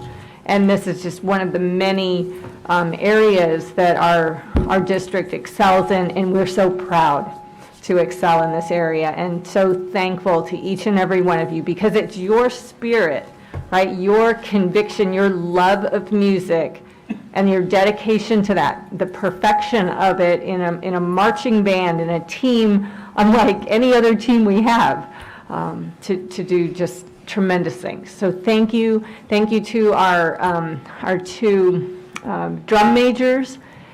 That the challenges of being a drum major and leading a group and having to perform at the highest level and do so much more. We are so truly proud of your legacy. That's what you're leaving, and so thank you all so much. Congratulations. Thank you.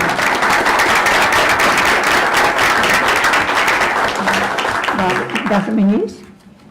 Leaders lead by example, and maybe I'm naive, but all the performances I've seen recently in the last 3, 4, 5 years, I must say that we have had some great, amazing leadership.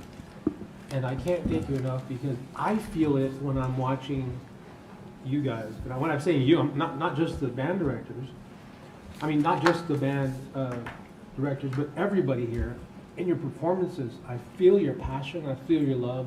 So I know that our kids are in the right hands with you guys. And you guys are out there performing, there's like just this beautiful spirit. And again, maybe I'm naive by this, but it's beautiful. And I thank you guys for sharing that not only with our children, that's the most important thing to us, but sharing it with us as well. Thank you. Thank you. Madam President? Mr. Harness? I just want to say thank you and really reiterate what they've said. I just second everything they said, but I also want to thank you for your passion because it's obvious that, and we're going to recognize Teachers of the Year in a little bit, but that passion that all you as educators share and you bring to the table as musicians, you share that knowledge, your experiences with your students. And it just, we see the product on the field, literally on the field, but band is year-round, and you guys are making an impact on these kids' lives year-round for 4 years at a time. So thank you for that. Your recognition tonight, I wanted to extend beyond just advancing to state. It's just an appreciation for what you do and the passion that you have for music and you sharing that passion with our students. So thank you.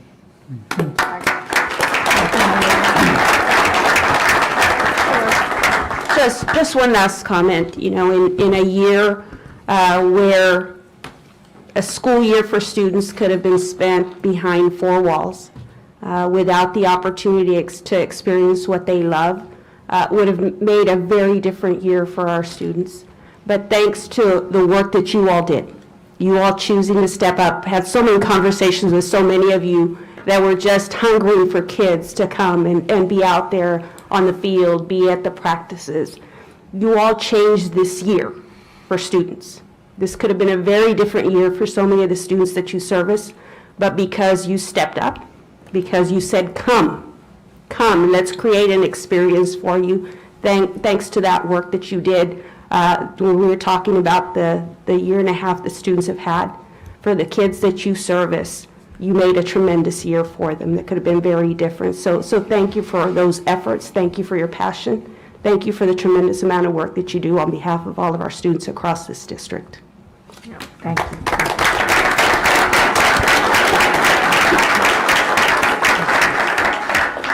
And continuing on with excellence, Dr. Joseph Villarreal, I believe, is going to help us recognize the Harlingen High School and Harlingen High School South all-state band students. Mrs. Fleury, board members, Dr. Nola, I'm back, and I'm excited to recognize students from Harlingen High School and Harlingen High School South that earned a spot on the TMEA All-State Band. First of all, students began with an audition that started with over 70,000 students, and then they narrowed it down to the top 1% of every instrument.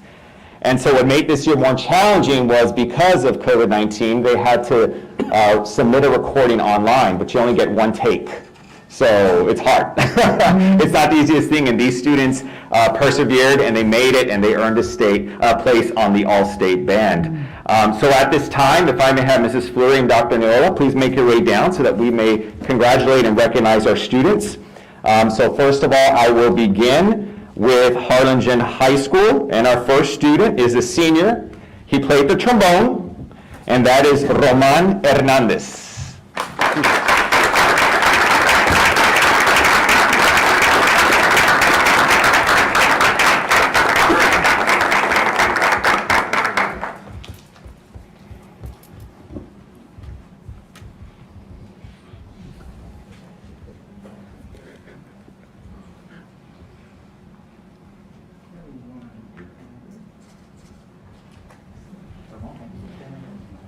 And our second student from Harlingen High School, a senior who plays a bass clarinet, and that is Jasmine Juarez.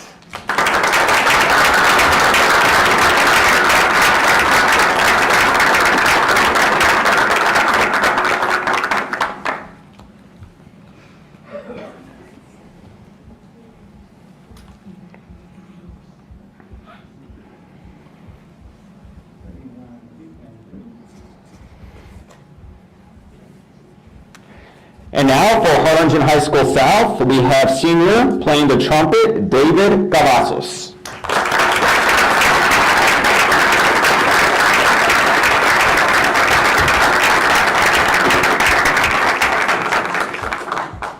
He plays the trumpet and leads the band.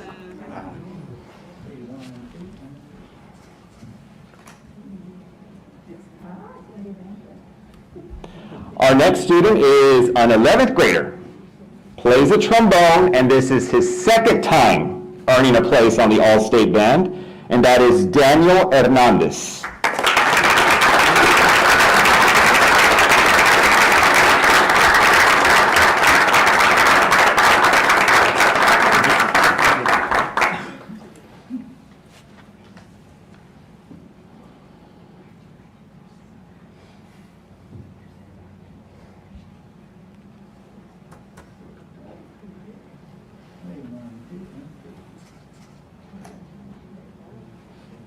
And finally, we have a junior. He was first alternate with percussion, and that is Isaiah Gonzalez.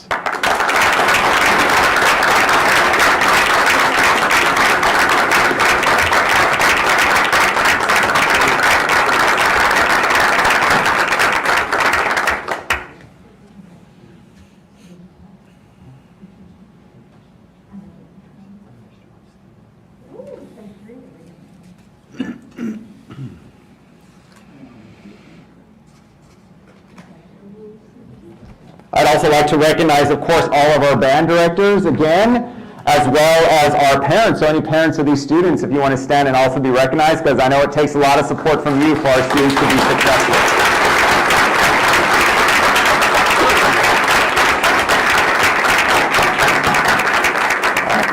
Time for a group picture, Mr. Strupert?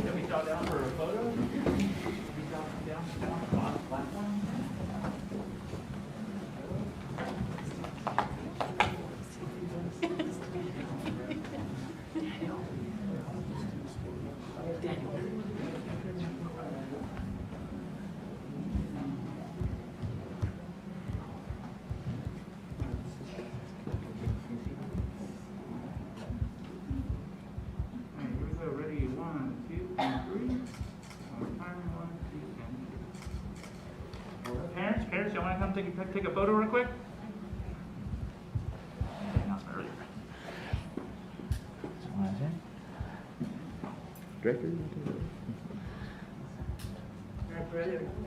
All right.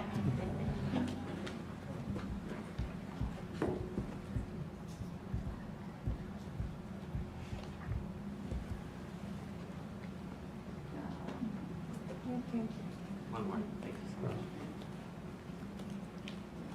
Hold on, can we get the directors? Can we get the band directors in here? I think they should be recognized. All right.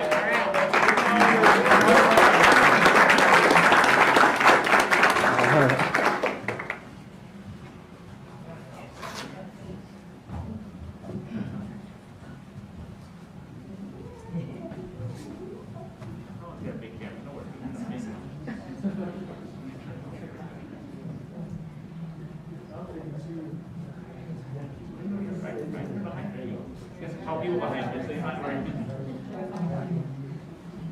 Pick it up, you step right. And you, sir, could I have you stand right here? There you go, yes. Okay, here we go. All right, everybody ready? 1, 2, and 3.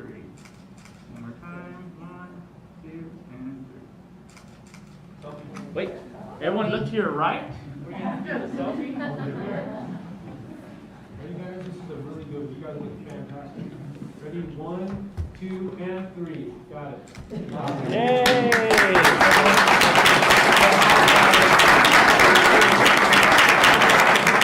Go ahead and take your seats for a few moments. Make sure no one leaves.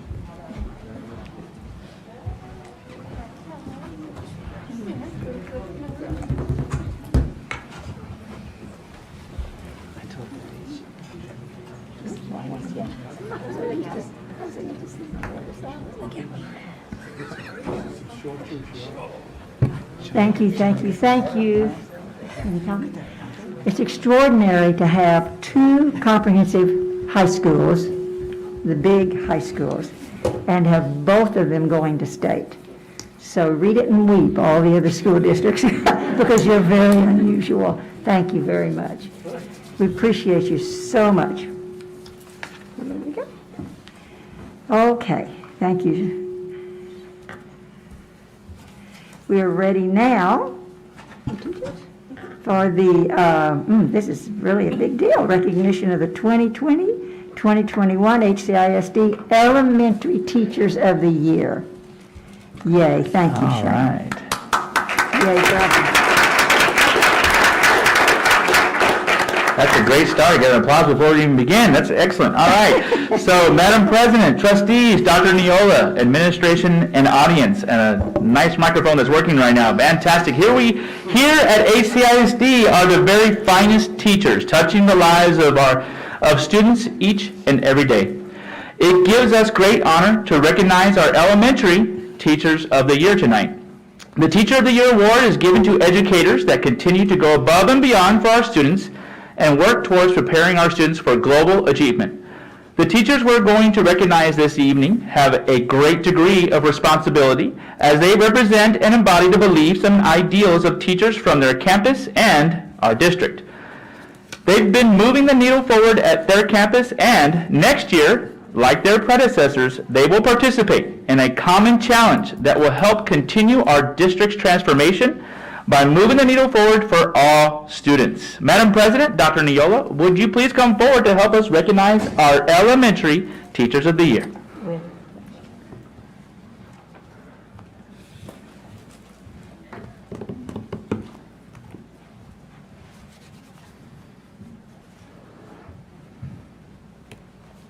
Beginning with Austin Elementary IB World School, Elizabeth Delgado.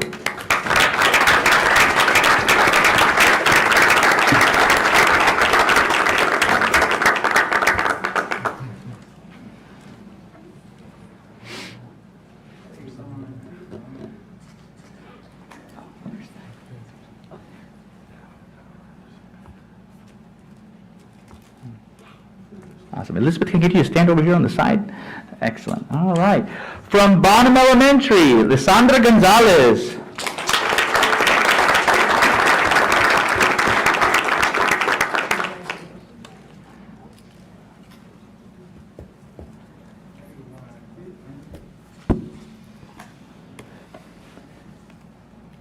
From Bowie Elementary, Elvira Ervin.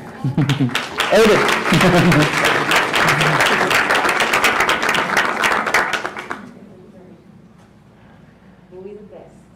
All right, here we go.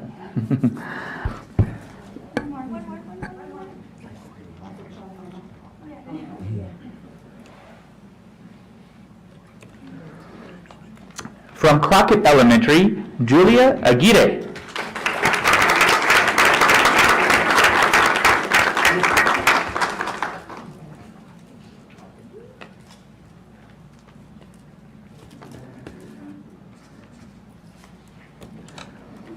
From Dishman Elementary, Melissa Myers.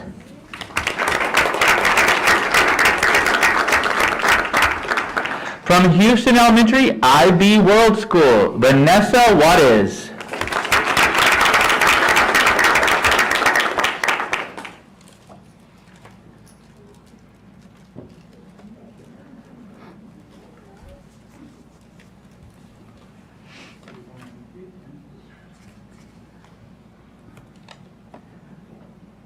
From Jefferson Elementary, Isabel Sotelo.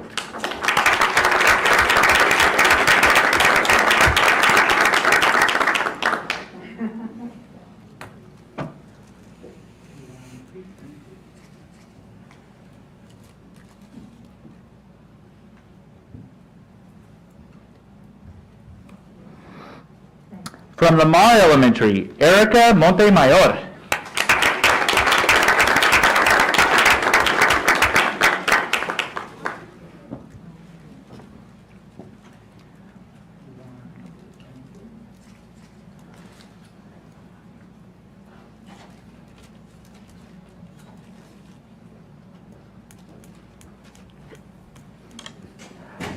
From Lee Means Elementary Fine Arts Academy, Sandra Luna.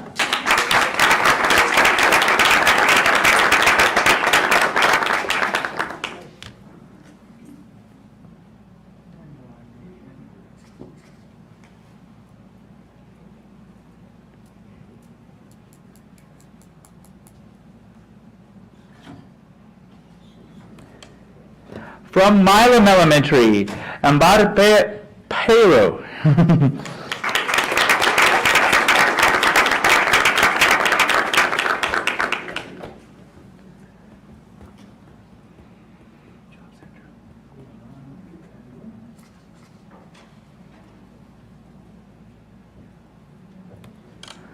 From Rodriguez Elementary, Dulce Garcia.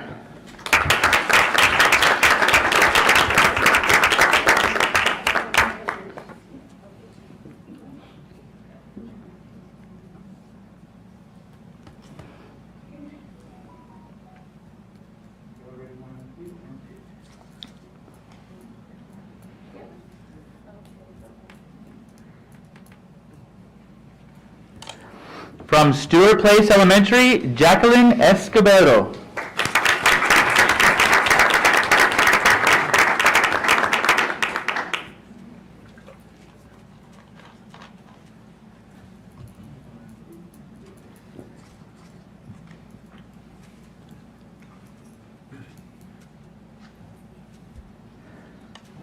From Travis Elementary, Alma Gonzalez.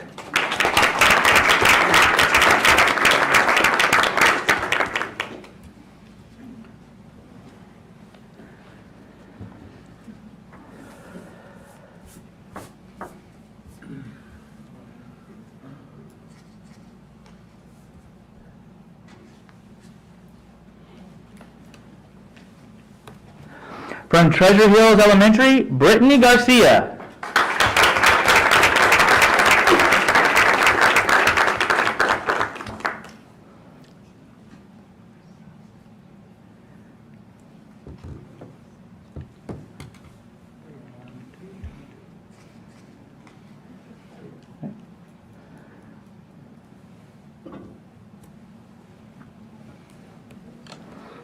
From Wilson Elementary, Heather Parker.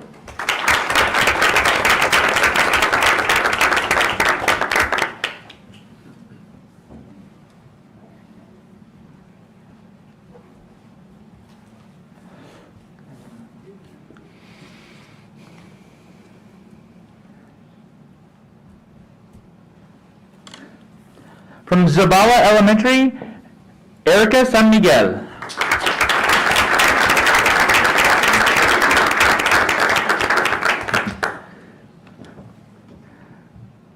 Got just enough space.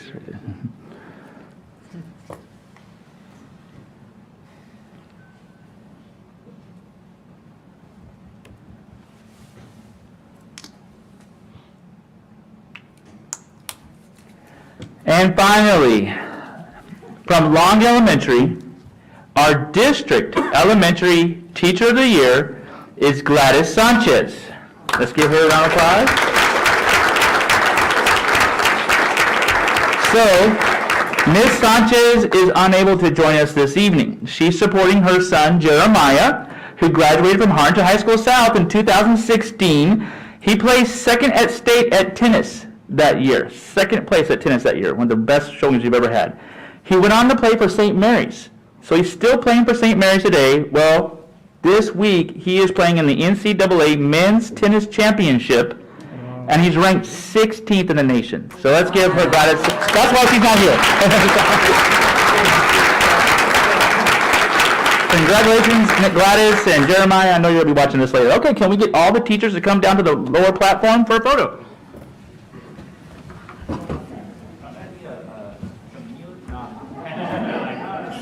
Okay.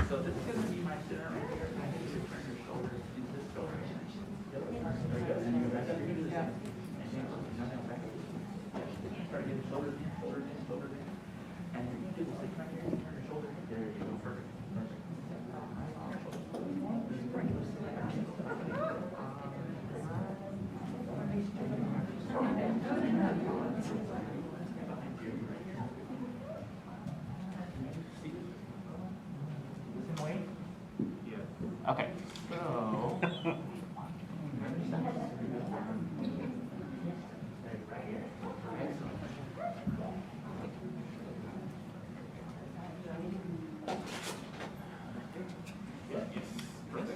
Okay, everyone, look at the big camera first. Ready? 1, 2, 3. Time 1, 2, 3. Awesome photo. Okay, stay there. With your parents and your principals. Take some photos.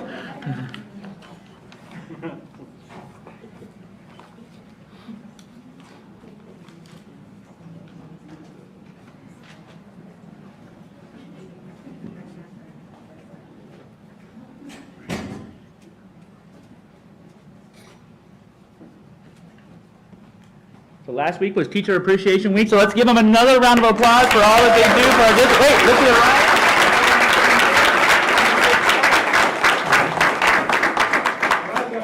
One, everybody wave, 1, 2, and 3. Nice. Yay!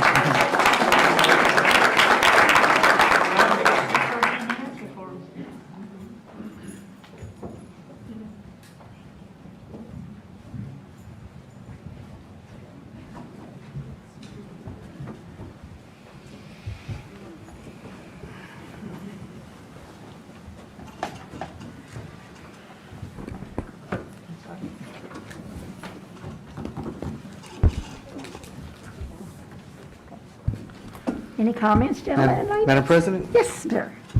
I just want to congratulate every single one of the teachers out there. You know, we should have a little star next to your name because this last year has been a challenge. And, you know, I can tell you as teachers out there, things change every single day. The principal may come in and say, I need for you to do something differently this week, or curriculum is going to be changed, you know, or activities are going to be going on. And for you to get this award, that just tells the board and administration that you all are rock stars. You take pride in what you do. You look at the glass half full. You look at all issues and situations that are going on, and you take it head on. And that's one of the main reasons why you're sitting here being Teacher of the Year, because you all are individuals that are just excelling in your classrooms, representing our district well. And I'll tell you, other teachers are looking at the things that you're doing and how you're teaching, how you're handling your students and the situations and the curriculum and everything that goes on. There's just so many variables, so many things that are happening. But each and every single one of you took it on, took pride in what you did, and never lost sight of the main reason why you're here, which is to make sure we educate each and every one of our individual students.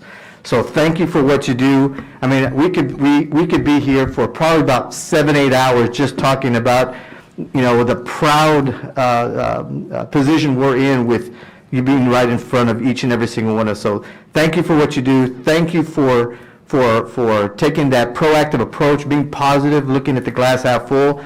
And again, congratulations for being Teacher of the Year. That's no small task. Congratulations, each and every single one of you. Thank you. Dr. Muniz? I'm sorry, did someone else? No, go ahead. Okay, I'm sorry, go ahead, and then Dr. Burrs. Okay, Melissa, Lysandra, Elvira, Julia, Melissa, Vanessa, Isabel, Erica, Sandra, Ambar, Dulce, Jacqueline, Alma, Brittany, Heather, Erica, and of course Gladys. There's really only 2 reasons why this board is here.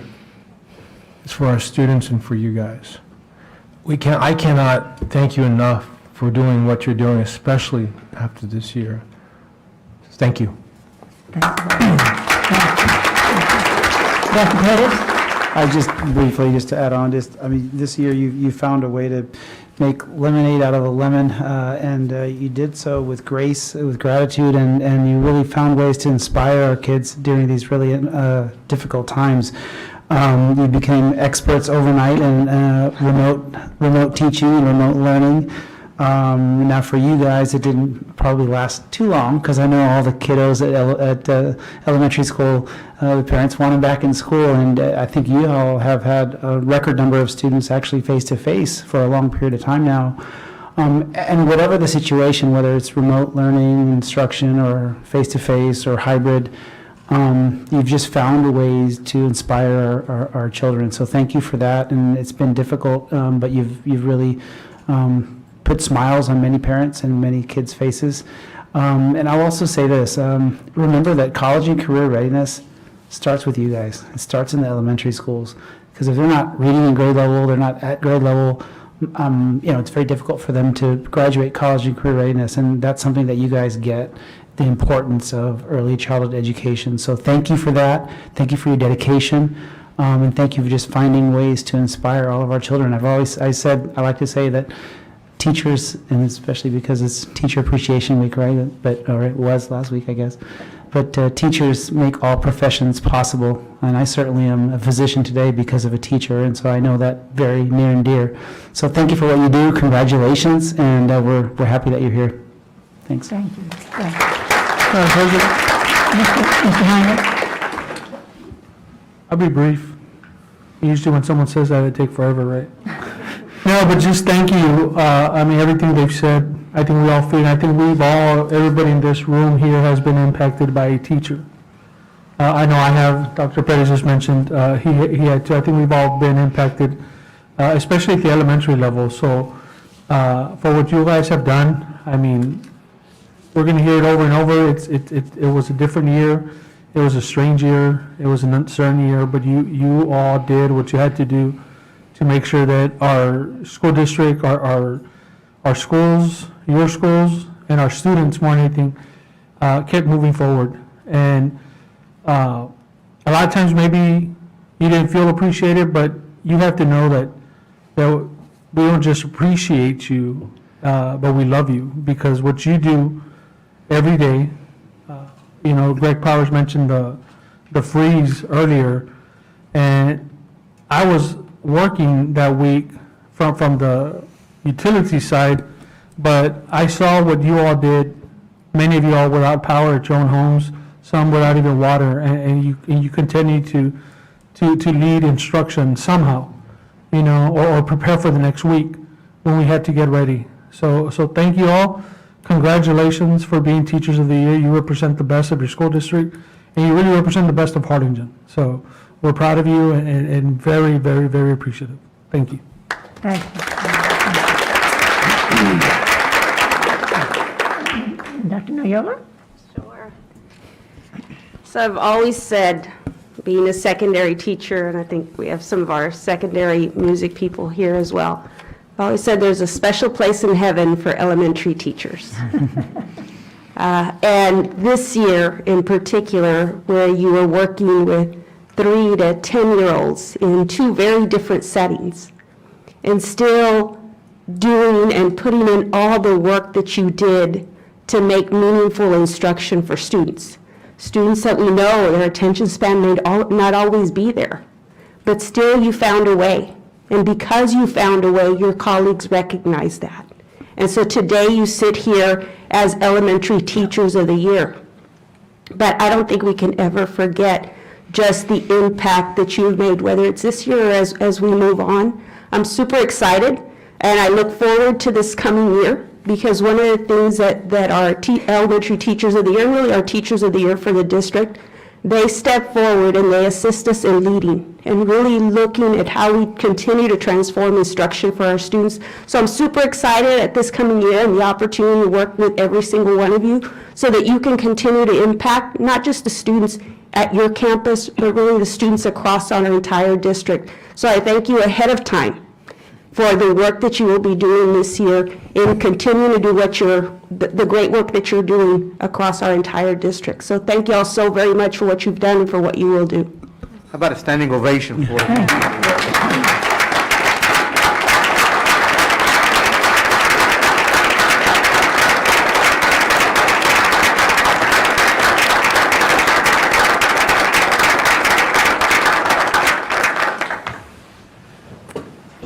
Thank you so much.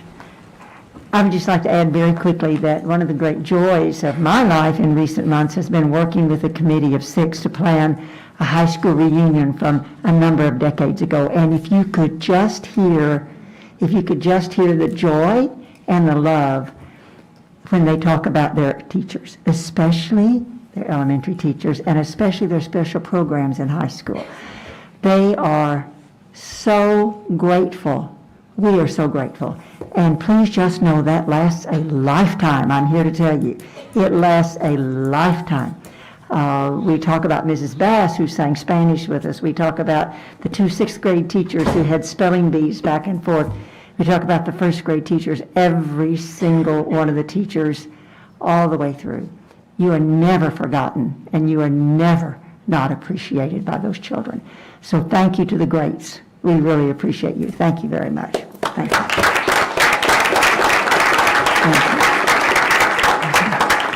And we get to talk about some more very special students now, because we are moving on to recognizing our PTSA Students of the Month for May, and that's being presented by our lovely Miss Brianna Vela Garcia, excuse me.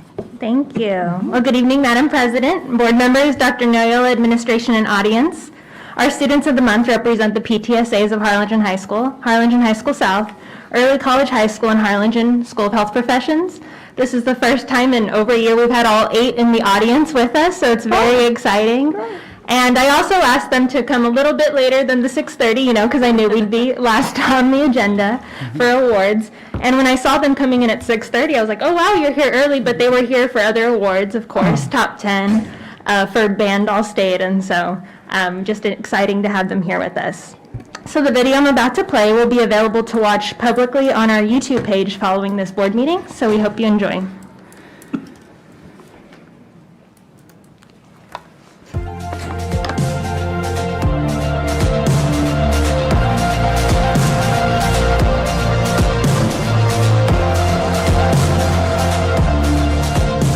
Hi, my name is Michael Vergasa. I'm in 12th grade and I'm from Harlingen High School. I'm in National Honor Society. I'm also in Key Club, where I hold the student co-rep position in that club.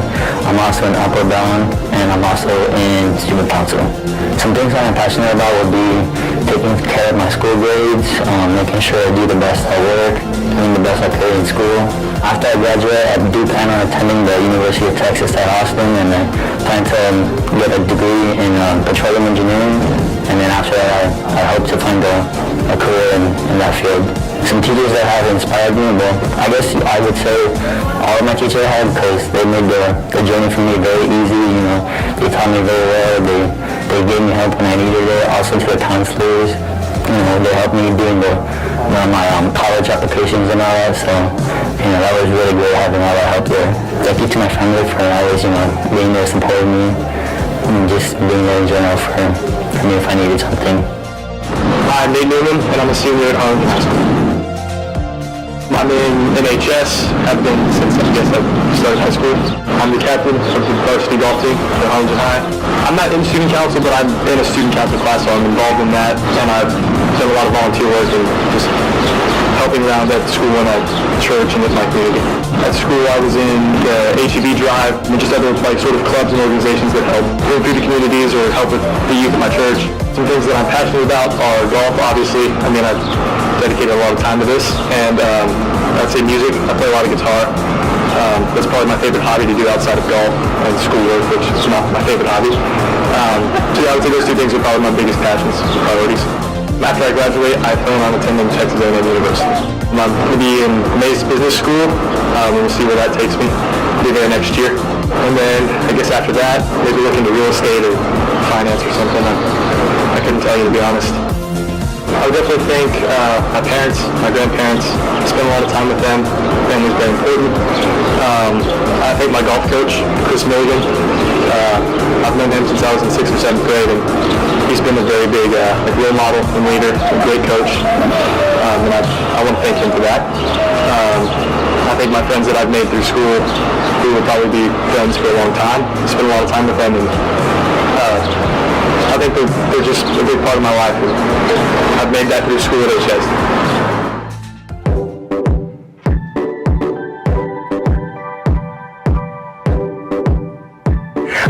name is Jared Cavazos, and I am a senior at Harlingen High School South. I am currently a member of the Harlingen South Mighty Hawk Band. For the past 2 consecutive years, I have had the honor of being the drum major, where we have received numerous awards and even an appearance in the UIL State Marching Contest this past November. I'm also a member of the Harlingen South Wind Ensemble, Symphony Orchestra, as well as the Harlingen South Jazz 1. Some things I'm very passionate about are music education, because I believe that music education is a vital role in every student's success, K through 12.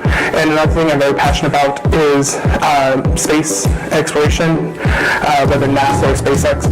After high school, I plan on attending Stephen F. Austin State University, where I plan to obtain my bachelor's in music education.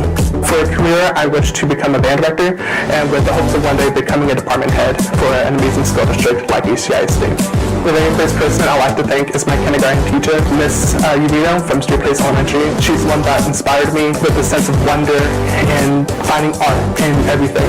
The second person I wish to thank from my journey in Hcisd will be Mr. Richard Delariva. He's currently my studio director in the Mighty Hawk Band. He's been an amazing role model and has guided me the way to becoming a TMEA All-State musician. And the third person I'd like to thank is my incredible mother for her strong support, even though in the midst of this pandemic, losing my father.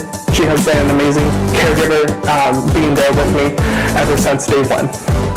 My name is Miriam Mesa, and I am a senior at Harlingen High School South. I'm involved in Setting Stars and currently captain. I show goats, lambs, and pigs throughout the day in 4-H. And outside of school, I am involved with Palm Valley Gymnastics and Dance for 16 years. I am passionate about dancing, and I like to teach other kids about dancing and encourage them to stay active. I would like to coach elementary. I plan on attending UTRGV to study kinesiology and dance to get my coaching degree. I would like to thank my family for their support and their encouragement in everything I have done. I would also like to thank Ms. Lopez and Ms. Hinojosa for being great teachers and pushing me to do my very best.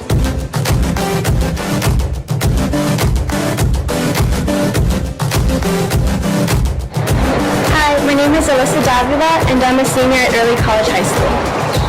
I'm a member of Student Council, National Honor Society, and PTSA. I serve as Senior Class Secretary, and I help lead Alice for Christ lessons each week. One of my many passions is music. I love spending time playing piano and singing.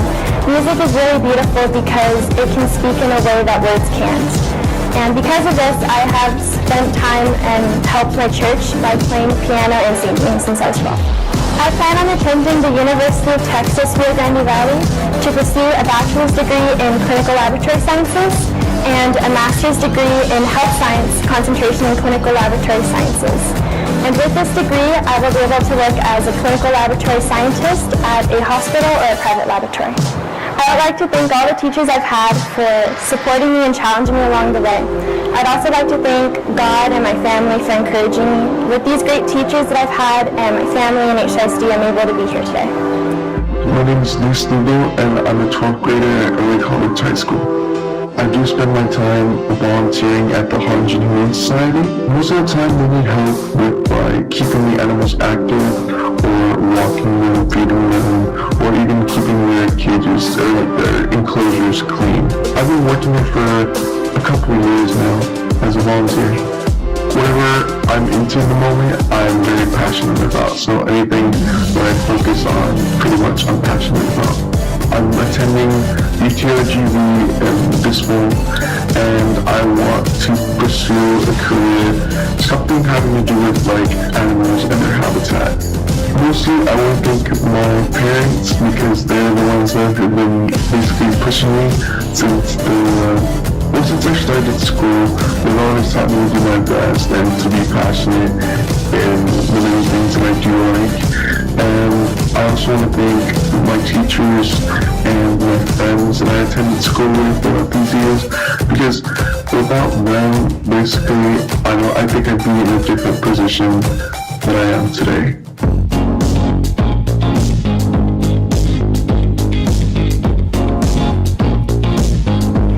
My name is Brianna Ana Salinas. I go to the Harlingen School of Health Professions and I'm in 12th grade.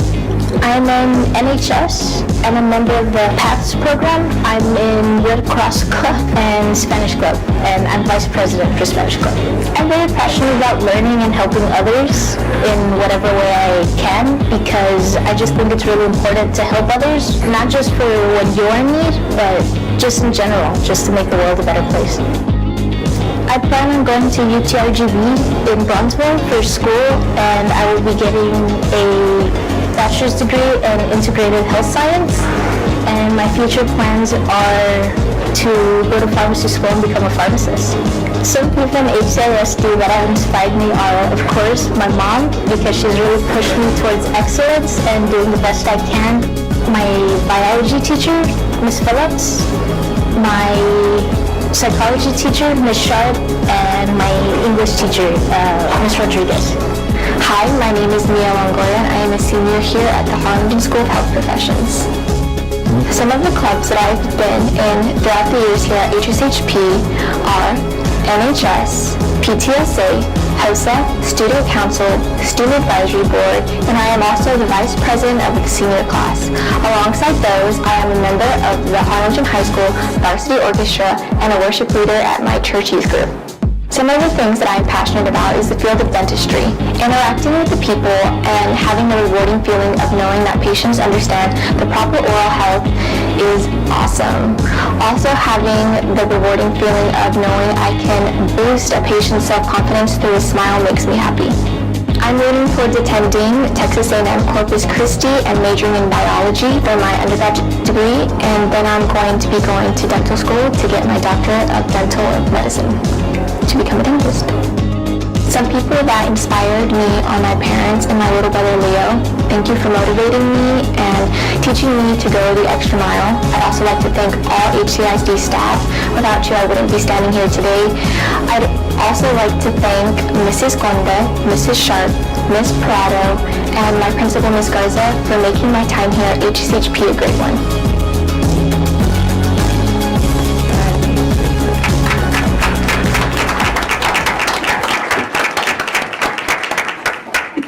I know we also have some proud family members in the audience tonight, so can I ask y'all to stand to be recognized? I think there's some family around here.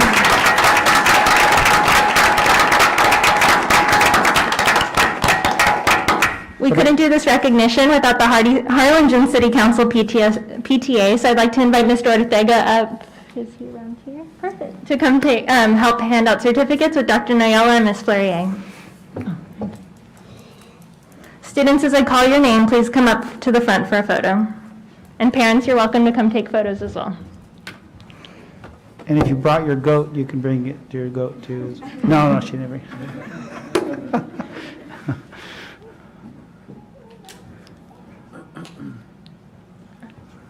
So from Harlingen High School, we have Michael Pedraza.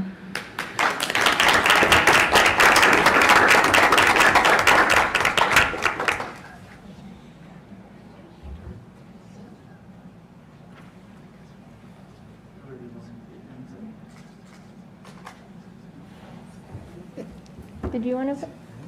Michael, go back.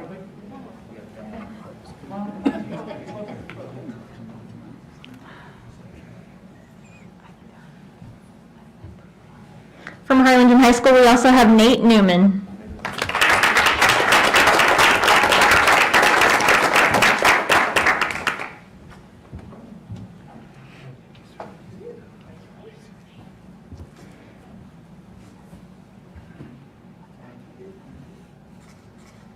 From Harlingen High School South, we have David Cavazos.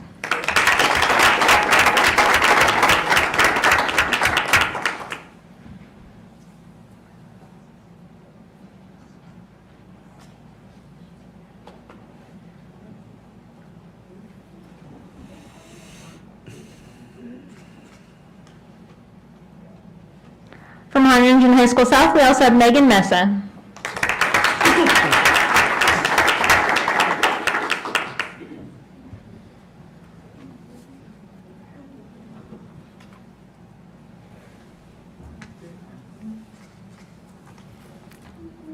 From Early College High School, we have Alyssa Davila.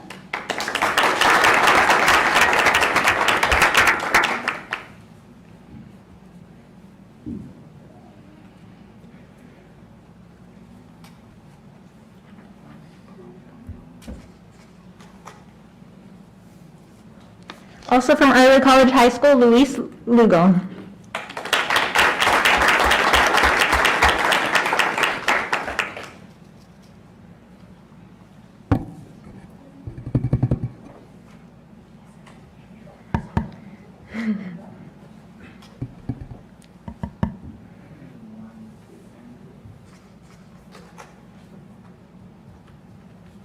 From Harlingen School of Health Professions, we have Brianna Salinas.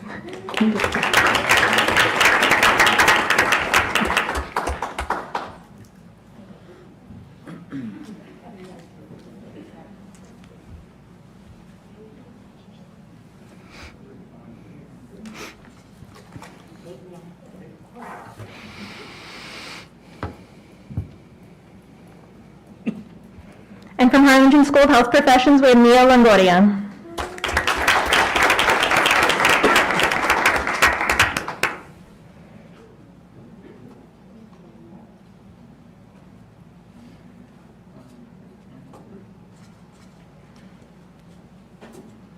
I'd like to invite our board to come forward for a group photo.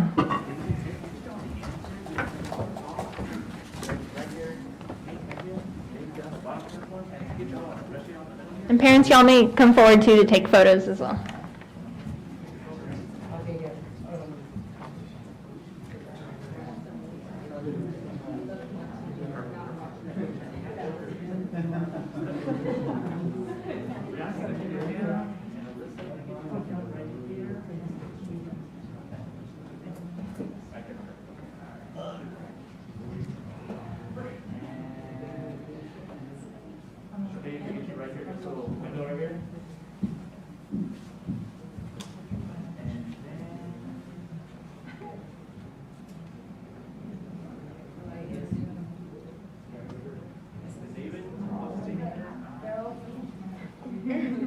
I know you did like a third picture for something.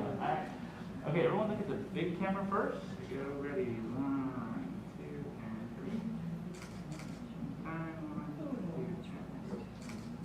3. Okay, stand by. Everybody come on in. Parents, come on in. I know Miss Garza sat right there in that spot.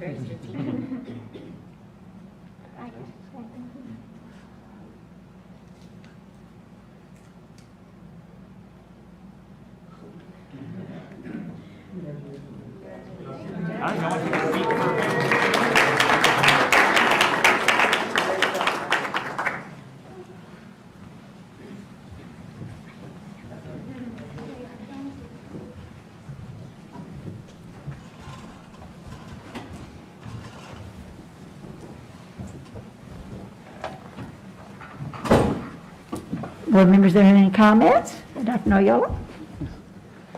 Just super proud of you. Thanks for all you do, and thanks for elevating your game during difficult times. You guys just are really amazing, and we can't wait to see what you do next. So I hope we see you at upcoming board meetings and, of course, activities and everything else. So keep up the great work. You reflect great credit on your families and, of course, the school district and this city and the Valley. And I think most of you are going to UTRGV, so that's awesome. We're going to keep you down here in the Valley. So awesome. V's up. Thank you. Dr. Roniger? Yes, thank you so much. I just wanted to say that, we're so privileged to get to watch these videos, and the video is just beautifully put together. So congratulations to the team behind the scenes.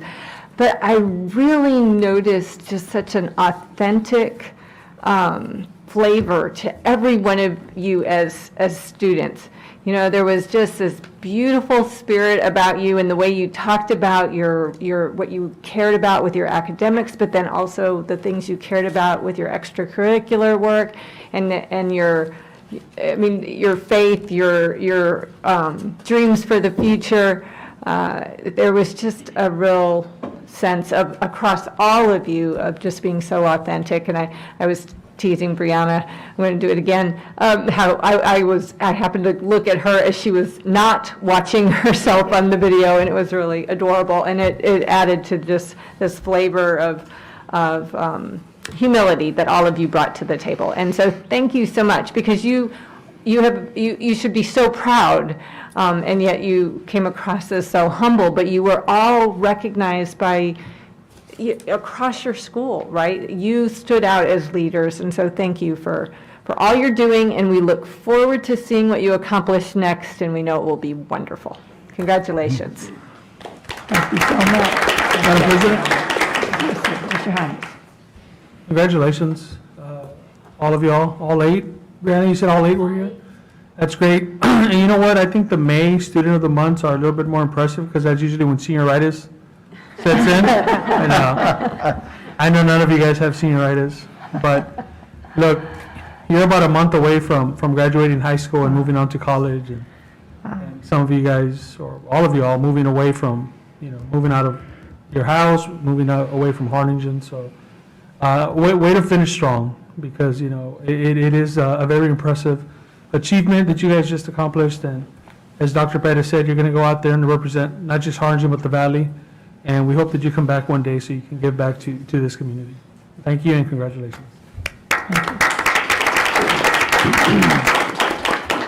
Yes, Dr. Muniz. Very impressive videos, and one of the things I noticed in the videos tonight, which maybe, just stood out, was the fact that you were all giving gratitude to other coaches and to other family members, and I don't know if you noticed that, but it seemed to be stronger this time. And just wanted to point that out because it absolutely, that's something we should recognize, that, your parents, your coaches, you mentioned, Chris Milligan was mentioned. These are people that impact our lives, impact your lives. And it's great that you are recognizing that because it's so important. So congratulations and good luck to all. I know you guys are going to be very, very successful. Thank you.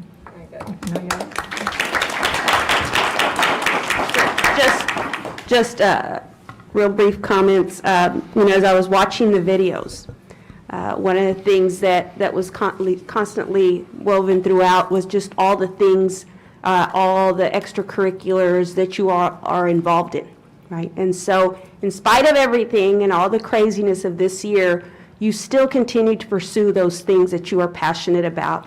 And so at a time where you could have said, well, maybe not this year, you still continue to move forward, and I know that all of you are so much the better for it, for having continued to do the things that you love. Please continue to do those things as you go into college and you're dealing with all the academics and all of those pieces. It's always about balancing, right? Balance that academic with those things that you truly are passionate about that bring you joy. So I encourage you to keep doing that, no different than what you did this whole entire year.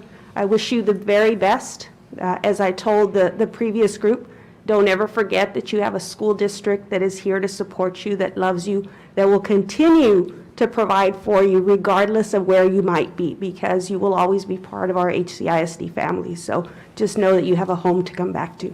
Thank you all, and congratulations again. Congratulations, and thank you so much, Brianna, and also to our PTA sponsorship City Council for providing this opportunity to allow our great students to shine, and shine you do. Congratulations. Thank you. I would just like to comment that it is 9 o'clock, and what a privilege to have spent the most of the time since 6:30 this evening honoring incredible students and incredible teachers. Are we not fortunate? This is just the most wonderful school district. So congratulations to all of you. It's been a great 2.5 hours. Now we're going to have to do some business work.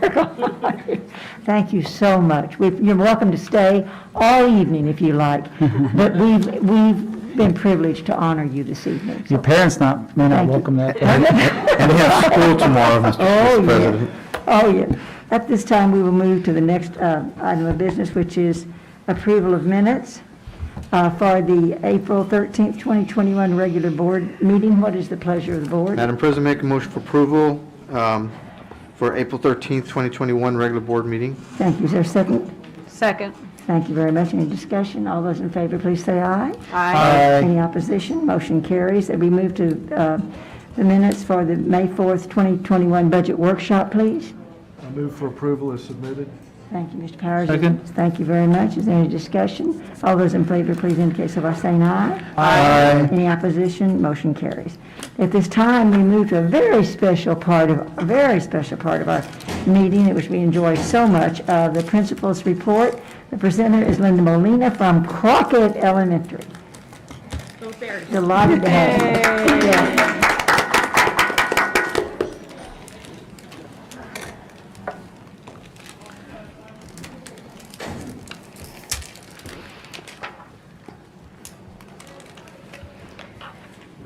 Good evening, Madam President, board members, Dr. Noyola, senior team members, HCISD staff, and community members. My name is Linda Molina, and I'm the proud principal of Crockett Elementary. There are many great learning experiences happening every day for our students at HCISD. We saw that this evening.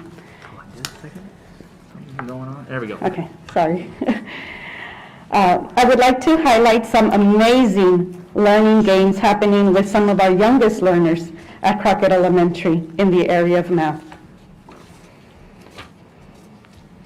Before we look at our math data, I would like to give some background information on the demographics of Crockett Elementary for the 2020-2021 school year. Crockett Elementary has 308 students currently. 292 students, or 98%, are economically disadvantaged. 237 students, or 77%, are at risk, needing temporary or ongoing interventions to succeed academically.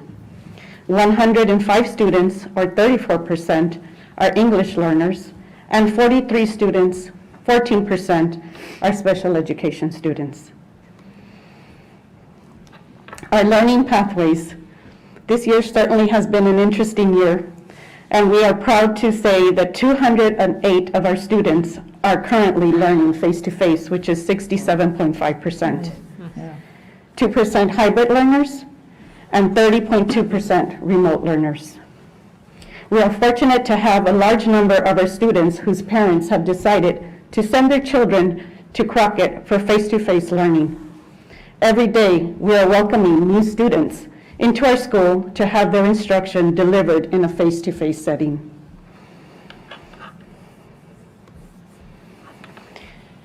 Our pre-K literacy goals for this school year is 98%. In March of 2020, when all of a sudden we had to close our school, we were at an 86%. In January and February of this school year, when we had our middle of the year data, we are now sitting at 78%. And currently, our teachers are assessing our students for our end of the year readiness data. Even with the disruptions caused by COVID-19 and how and where our students learn, we are confident our students will meet and surpass the results obtained last school year before the pandemic forced our school systems to shut down. Learning gaps due to COVID-19 that students are experiencing around the state are greater in the area of math than in reading. In order to mitigate this trend, HCISD district leaders searched for a solution to this problem.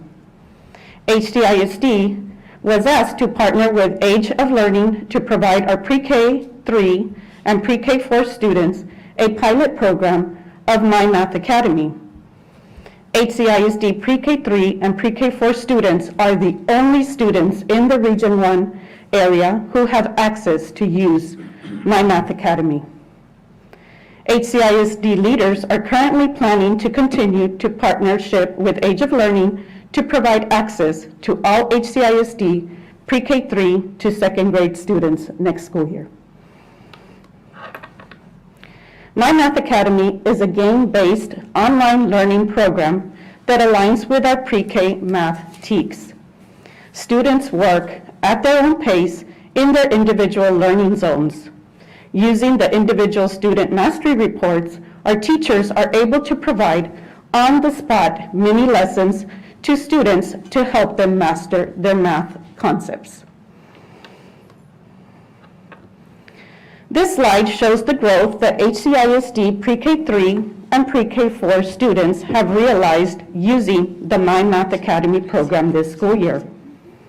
The blue bar on the bar graph represents the average number of prior knowledge skills that our pre-K students entered the school year with.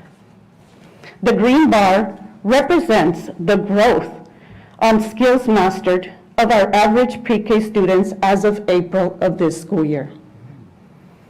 As you can see by the bar graph, our pre-K4 students have more than doubled the number of skills that they have mastered this school year. Hcisd pre-K3 students have nearly tripled the number of math skills mastered this school year.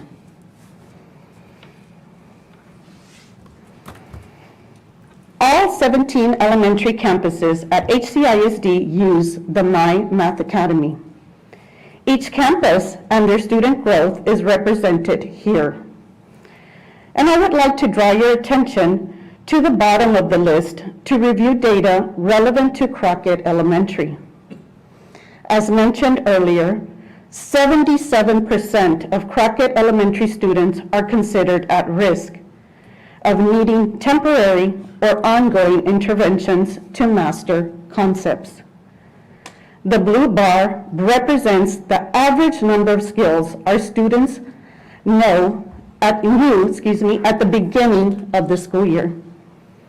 Even though my students started the school year at a significant disadvantage compared to other schools in the district, they have been able to show growth on math concepts at equal to or higher, in some instances, than other campuses in the district. With consistent use of the My Math Academy, in combination with the on-demand mini lessons provided by our teachers, 90% of our students have mastered the pre-K concepts and are now moving into the kinder and first grade concepts.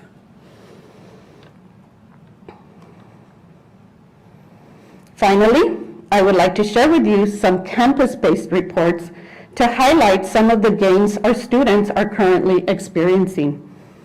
Each bar represents a student at Crockett Elementary in pre-K. The yellow highlight represents the prior knowledge of the student at the beginning of the school year. The green segment of the bar represents the content mastered this school year. And the blue segment represents the skills that the student is currently learning and working to master. And the orange segment represents the area in which the student is struggling. So we look at the first student, for example, you see the yellow was what the student came into the school year learning or knowing. The green is what he learned throughout the school year, and the blue is what he's working in progress. So this student, as you can see, is already working into second grade concepts. And this is a 4-year-old pre-K student at Crockett Elementary. And I'd like to point out, as you can see, all of our students in this classroom are working at above the pre-K level. This slide represents the data from my second pre-K classroom to show that almost all of my students have mastered the pre-K skills and are currently working at the kindergarten skills. At this time, I would like to show a video to highlight our students, teachers, and the use of My Math Academy at Crockett Elementary.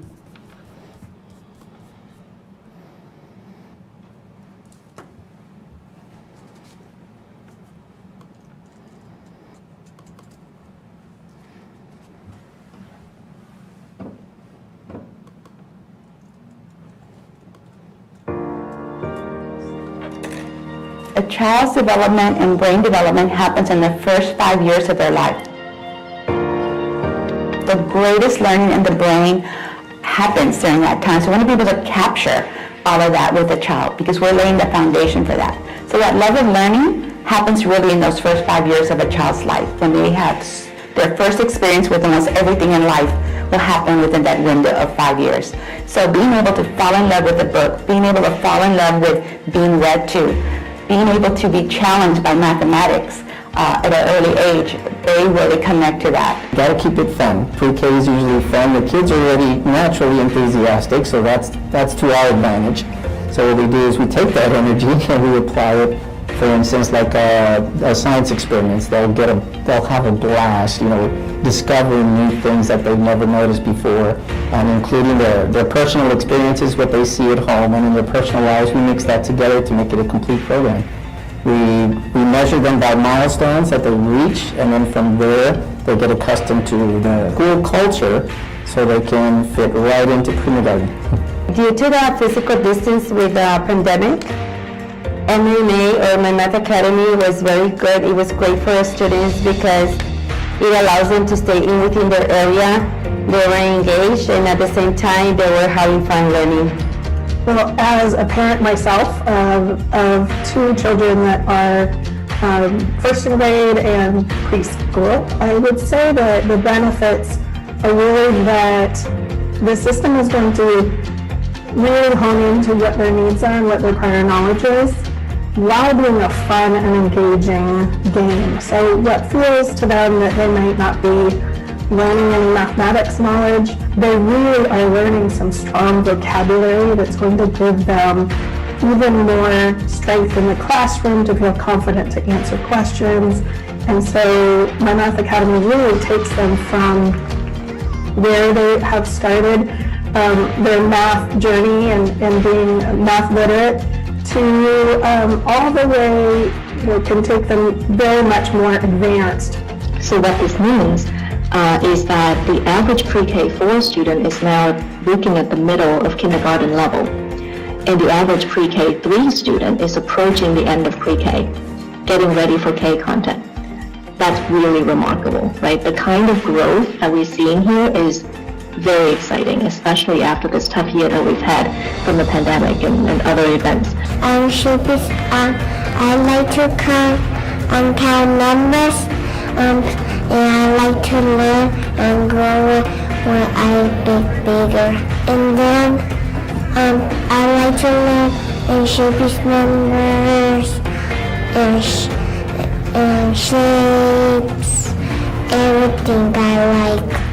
I think parents would be pleasantly surprised to see what they would see in a classroom when they see children doing basic coding through robotics, with their B-bots that every classroom has, the technology that children are able to use and are exposed to, and what they're able to do with the technology, knowing that their child is being challenged and what we're pushing them, because we want them to be able to experience as much as they can in the early childhood program. We're learning counting.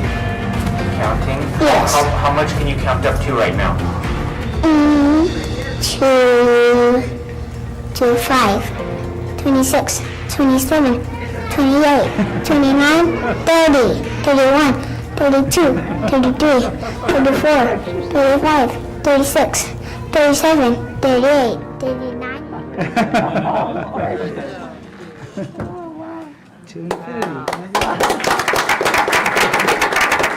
I think they ran out of data space because she would have kept going had they let her. At this time, Madam President, if I may, I would like to introduce my awesome pre-K team. I can have them stand up and be recognized. I have Ms. Saavedra, who is one of our pre-K teachers. And Mr. Ortiz.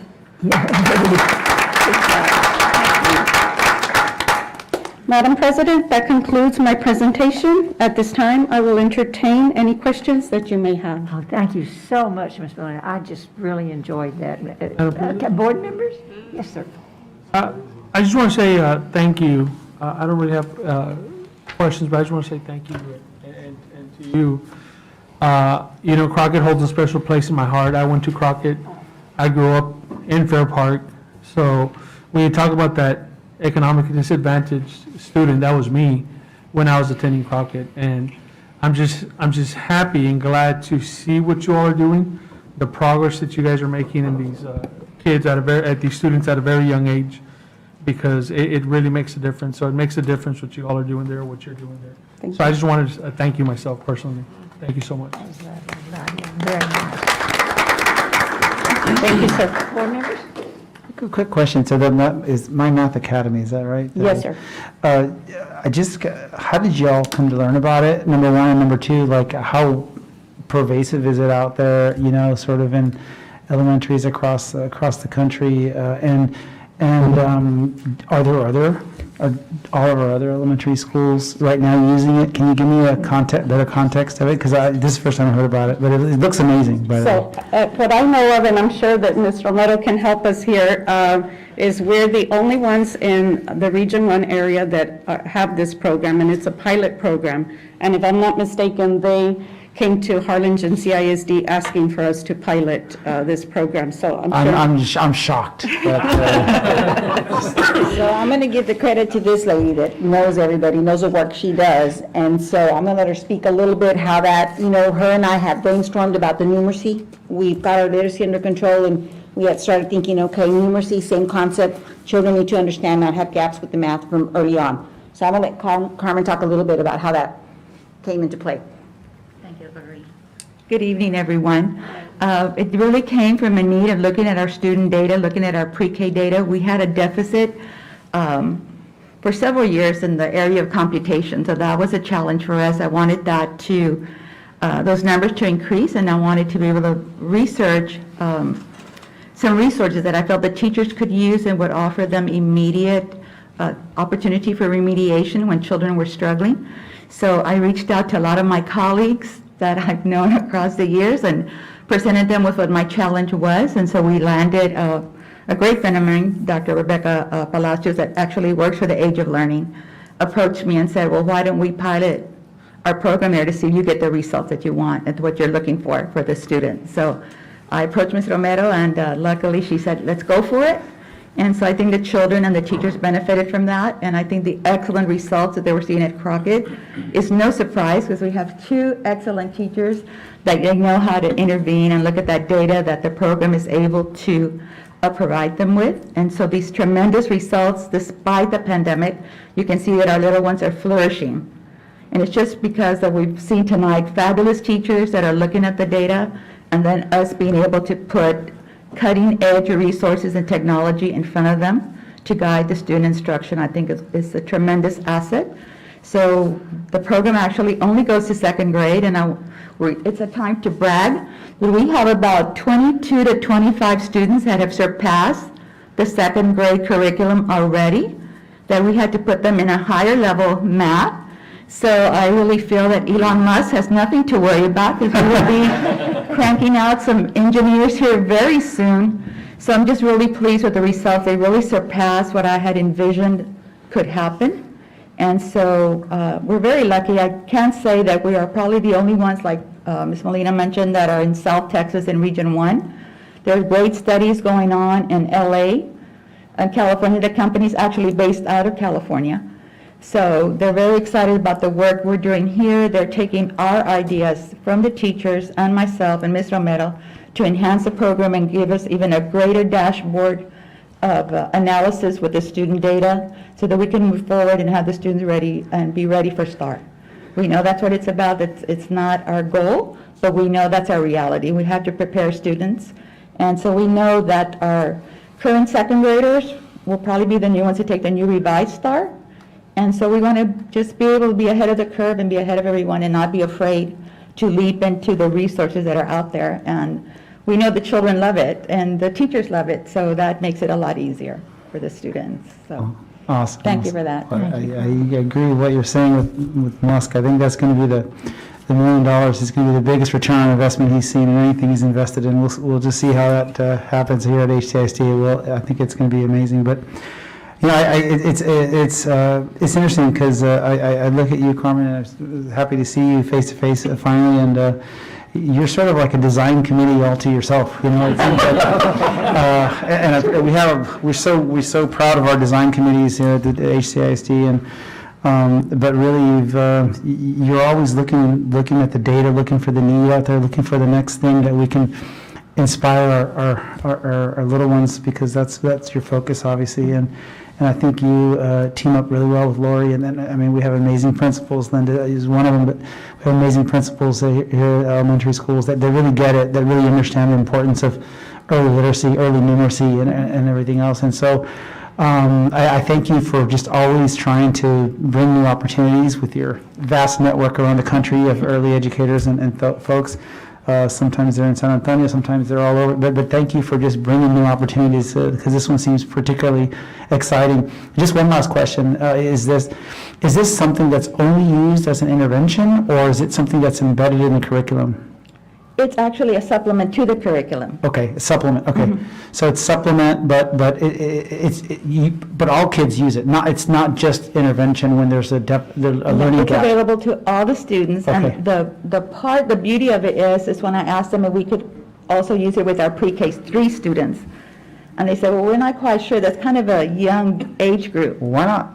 And I said, no, we want to go for it. I love it. I want to see what they can do. And so the pre-K teachers are going to have to be really ready, because they're coming with a whole different set of skills that they're going to have to be ready for, because it's going to be your traditional pre-K experience where we start in the beginnings. And so we have some students at Treasure Hills, I wish we could have included that video also, that were already doing 3-digit addition with regrouping, and that really is a third grade skill that pre-K can already understand and explain to you what they're doing in the whole process. So we're excited that we'll be able to use that next year all the way to second grade, because that's where the program goes at the present time. So yes, it's available to all our students, whether they are in pre-K 3, whether they are in special ed, it doesn't matter. It will be available to all of them. Thank you, thank you. Lori, did you have something to say? So Oh, I'm sure, just go going to real quick, a couple of things. I'm going to let her speak to the pieces of how they personalize instruction. But the other piece that Carmen and I actually met with them, was it last week? Or week before, actually, with the people from the company. And so one of the big pieces we're doing it for our numeracy in elementaries, Carmen and I took a quantile course, and so we're certified now with quantiles, which goes with our Lexile, right? And how you know what a child knows what skills in math. And so after meeting with the company, meeting with Age of Learning, they actually had a meeting with Metametrics, which are the company that does all the training, and they're going to see if they can incorporate that quantile measure into those, seeing if they could go any further, and that we will know exactly where students are looking at that quantile measure and what they're ready to learn, whether it be to enrich or to intervene. So we're really excited about that, but I'm going to let Ms. Molina talk a little bit about how teachers use this same program to personalize instruction for students. First of all, I also wanted to add that our remote learners are also using this program. So not only are our face-to-face students benefiting from the program, our remote learners also are benefiting. And that's the wonderful thing about having programs like this, is in the time of a pandemic, that they can receive equal instruction as what our face-to-face students.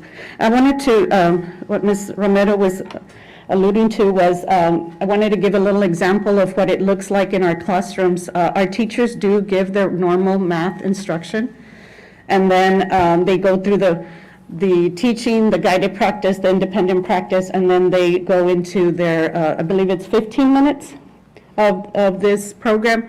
Students wish it was longer, and sometimes we do stretch it.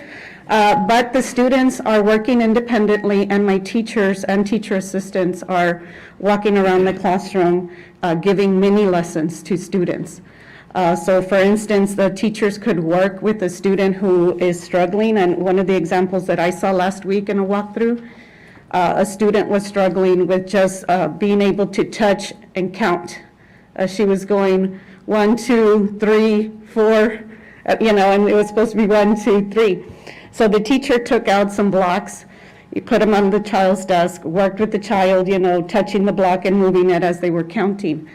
And she did that for a couple of minutes, and then she asked the child to go back to the iPad, and now the child was able to do it. Just on the spot, instruction right then and there. The teachers do get reports that tell them exactly where the student is struggling, and gives them recommendations to try. Have the student do this, have a little center with that.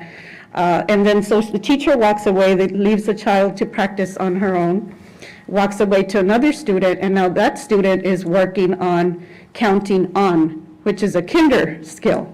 They had to think, they saw the number 5, the actual number. They had to think of the number 5 in their head, keep that in their head, and then touch to count on. So 5, 6, 7, 8. And the question was how many shapies, right? And so the child clicked on number 8. So just on demand, they were having trouble. Teacher went over, worked with them for a minute, and then the child just took off on their own, like, okay, teacher, thank you very much for your help, but now I can do it. So it's just wonderful to see as a principal that the students, it's very individualized. The teachers walking around and just giving that on-the-spot instruction that they need, whether that be at a second grade level with a 4-year-old or whether that be at a pre-K level with a 4-year-old. Awesome. Thank you all very much. Thank you very much. Anyone else want to? I'll go ahead. Javier, do you want to say something? I'm sorry. I didn't hear I appreciate that presentation, Ms. Molina, and I really enjoyed it because you provided data, and I'm a data guy, and you provided data, and you even compare it to the other schools, and a lot of times, unfortunately, we don't see that sometimes. We see a presentation, but we don't see some of that data. So, I applaud you, and I thank you for that, because that was very informative. I do have a question. It said 77% are at risk academically. I was looking at your chart, and where it had the yellow, the blue, and then the orange, and the orange was struggling. There was not too many oranges there, and yet 77% are functioning or at risk academically. So is the reason there's no orange in those charts that you were showing us because of the impact that this curriculum is doing, and as a result, there is no more? And so if that's the case, does that 77%, is it now lower? So to answer your question about the at-risk, sir, is at the beginning of the year, we look at our criteria for at-risk that is given to us by the state. And so for example, a bilingual student would be considered at risk. A homeless student would be considered at risk. So there's 13 criteria that we look at the child's history, and we label the child at risk so that we know that child needs that extra support. And then to answer your question, I can bring back the Yes, slide. it says 77% at risk academically. Right. And so that is, like I said, with our criteria that the state gives to us to label our students at risk. And here, our students, this is not the one. I believe this one? Is this one the one you're referring to, sir? Yes, I think it was, yes. So, yes, the students, let's say, for instance, this child came in with this prior knowledge of pre-K, and then he's worked through the curriculum, and so now in this area right here, which is a kindergarten skill, as you can see, now he's starting to struggle.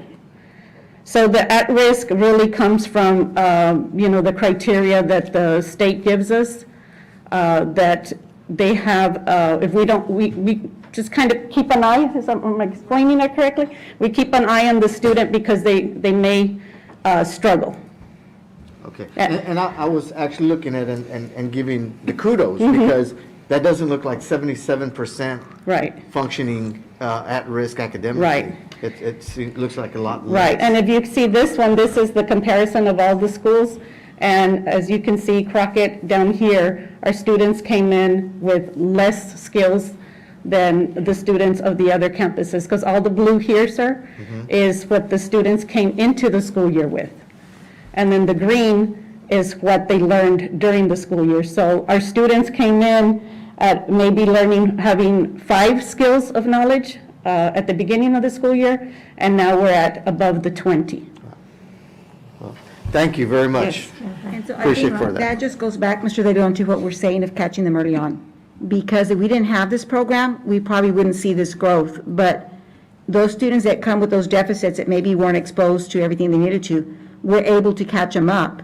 The same thing we did with our literacy, now we're doing it with the numeracy, because this program is enabling them, like she said, not to struggle, because we're going back and personalizing that instruction, individualizing, and making sure students are mastering skills before they go on. So by the time they get to 3rd grade, they don't have all of those gaps in their learning, which is wonderful. And will, And one final, I'm sorry, and I know it's getting late, but one final one. So, but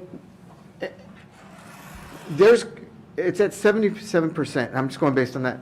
But how much of it will actually ever change if we have identifiers and it's not all academic? Because there's going to be some that no matter what happens, you can't change it. So that percentage is going to probably be high just because of all the variables that encompass an at-risk individual. Is that correct? And some of it will be grades, and some of it will be if they're on point, depending what tier they're on at reading. The bilingual program, once at a certain grade, if they do well, they exit and they're no longer on there. So those do change. It's fluid. Every year it changes. And so just like Ms. Molina said, when they're at risk, we know that we better be keeping an eye on this child. Is this child on point? So that's why we need to make sure that we're doing everything we can to make sure that they're where they need to be. But it does change every year because we go back and look at it and look at all those criterias and see, do they still meet some of these? And they may not. And so that will change. It is fluid. And for pre-K, sir, to elaborate, in order, the criteria that we use for pre-K is a assessment that we give them at the beginning of the year. And if they don't score at a certain average, then they are considered at risk. It's the CLI Engage. They take an assessment called CLI Engage, which is like their star. And so we expect them to be at a certain level by the end of the year. And if they're not at that level, of growth at the beginning of the year or score at a certain score, then they are considered at risk. And as Ms. Romero said, that's an indicator to us as principals and as teachers that we need to keep a really close eye on the student in order for them not to fall behind. Thank you, Ms. Molina. Yes, sir. Thank you. Dr. Roniger, did you have a question? It's not necessarily a question, but just a brief comment. Congratulations. Thank you. Thank you so much. Thank you for embracing this and really, advocating for your kids to get this. What I love about it, in my world, there's this idea of precision medicine or precision, kind of this getting down to the nitty gritty, and it allows you to tailor the intervention, the strategy per the person. Yes. Rather than, we'll just do more or just do all of it for every, and we're good at that, and that's been the past, right? But today in this world and with the technology that we have and the abilities we have, we can be so precise, and that's exactly what you're doing. And you brought it to life by showing us the graphs and and it's not just, they're doing better. It's they're doing better here, but right here, they're struggling. Right. So it's so exciting to have that. And I can tell, because you're as excited as we are about this, that you see the value of it. Yes. So thank you for bringing it to life so that we could understand it. Thank you. Thank you very much. Dr. Noyola, do you have, I'm sorry, Dr. Ms. Molina, thank you very much. I'll make this quick. Great presentation, but it all comes down to the fact that, you identified a problem, and Ms. Alvarez, with your research, you identified a problem. And because of that problem, I love this quote, where your focus goes, your energy flows. And that's exactly what you've done. You've identified a problem. You said, let's focus on the solution. And now we're making big changes. I remember, I kind of remember being in elementary school, and I was lost with math, and it's a whole other language. We talk about literacy all the time, literacy, and being a pharmacist, mathematics is another language that most people don't get. I mean, I get students in college coming in, pharmacy students, they still don't understand math, and the foundation is right here. This is the solid foundation that we're doing. So yes, we're doing it with literacy, but we also need to be doing, and you're highlighting this, that we're doing it with mathematics, which I applaud all of you. Ms. Alvarez, thank you so much. Lori, thank you so much. This is something that was hidden. Just like Dr. Betta said, we hadn't heard of My Math Academy, and it's great to hear about it, great to see that we're doing fantastic things with it. Thank you again for helping our students. Thank you, sir. It was the only academy we don't have. We got to do a ribbon cutting. Thank you, Mrs. Fleury. So Tremendous presentation, Linda, just a couple of items. And so, it seems like we've been going through COVID forever, but I got to commend you on a couple of things. One, I remember when we had the conversation with you about you're going to Crockett, and it was in the midst of a pandemic. We were just going through all of those issues and talking about next year, and so we had a conversation with you about coming in as the interim principal for Crockett. And, starting that principalship amidst COVID. And you have just done a phenomenal job in leading. You led like a seasoned principal, which we knew you were, with the skill set that you brought in, but you've done a tremendous job. The fact that 70% of our students, 70% of these families said, I'm going to send my child back to Crockett, that just speaks to the trust that community has invested in you. And so thank you so much for drawing that community together, welcoming 70% of our children back into your school. So I commend you and your staff for doing that. And then Carmen and Lori, you all just do an amazing job in always being at the cutting edge and seeking what is it that our students need and going out and looking for it and not settling and waiting for things to come to you. But you all are always actively looking for what's that next thing that we need to bring to our district to ensure that our children continue to succeed. So kudos to both of y'all. As a former math teacher, and we always had those kids say, oh, I hate math. And Lori, you know this as well as a former math person. And so that we can start the love of math for our children early and really foster that environment of, math is a great thing. I thank you all and your staff for building that love. Teachers, I was sharing with the group earlier about how I just think elementary teachers have a place in heaven, especially our pre-K teachers. The work that you all do, starting our babies young and loving education, loving school.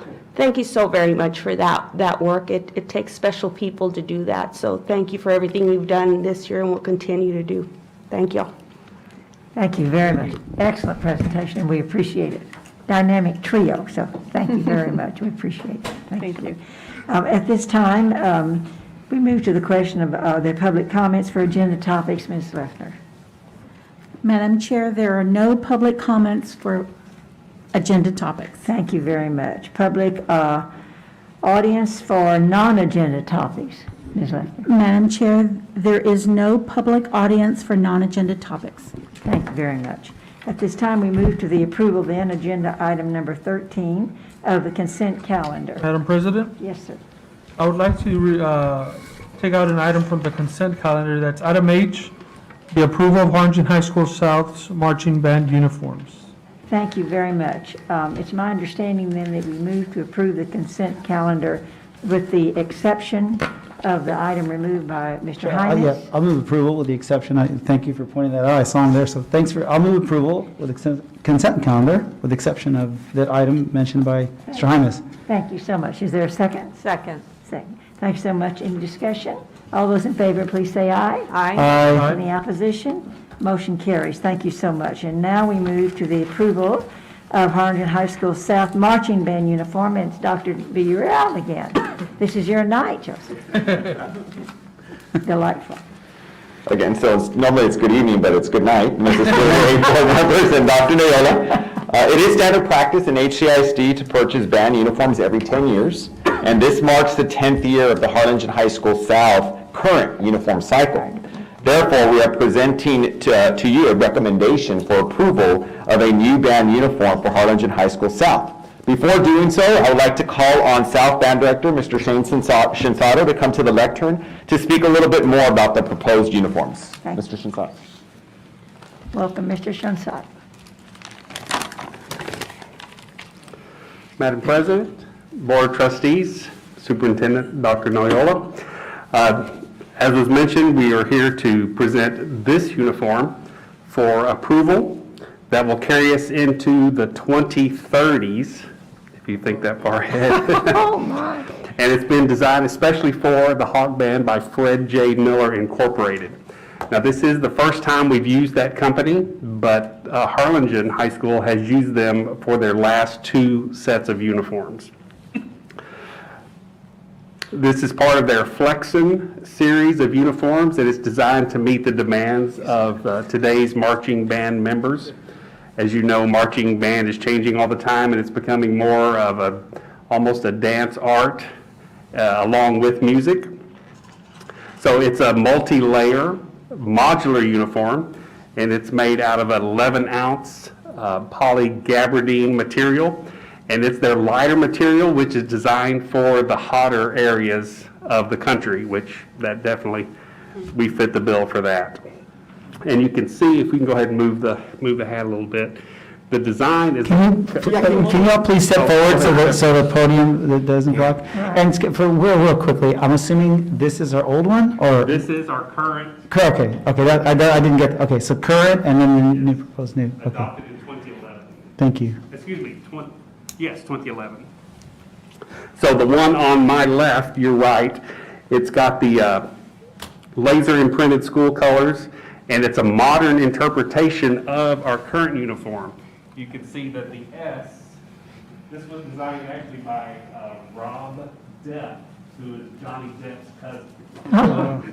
But this design has been really good for us. So you can see that it's kind of a modern version. And the S is kind of a minimalist outfit. The S will transfer all the way up through the hat design.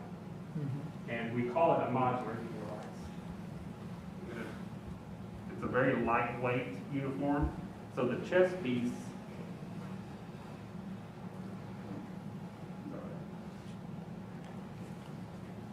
is very light, as we talked about, for warm weather. It's a little bit lighter than the current uniform we have. And this sleeve, or this part right here, can be in different colors. We're actually getting a solid orange one, so you would see orange arms sticking out of this vest. So it's modular in the fact that you can dress it in different ways. The drop would come off. Let's go ahead and put this back on.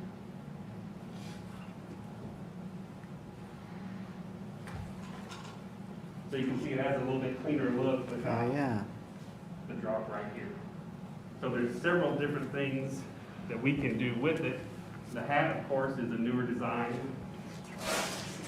It's basically just a brim with an interchangeable front wrap that can match the show design of whatever you might be doing that particular year. And of course, it also allows for airflow through the top of the head, which the current, if you can tilt that shape go forward, the current hat does not have.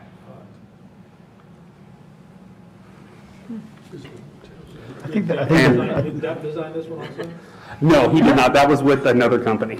I think the principal should model in the future for board approval, they should model the uniforms. He's the hat, right? He needs more airflow too, I think.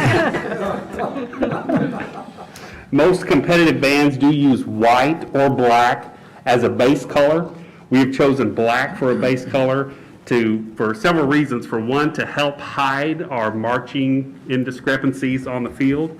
With the darker uniform and the dark shoes, we can kind of get away with a little bit more that the judges may not see, which is advantageous to us. And of course, it helps with cleaning. We can get away maybe with a stain here or there, maybe dirt not showing as much, which would save on the cleaning bills in the long run. But we think this new uniform will pop very well in the lights of the Alamo Dome. Absolutely. That's right. I like it. In fact, it's so versatile. You can do a lot of different things.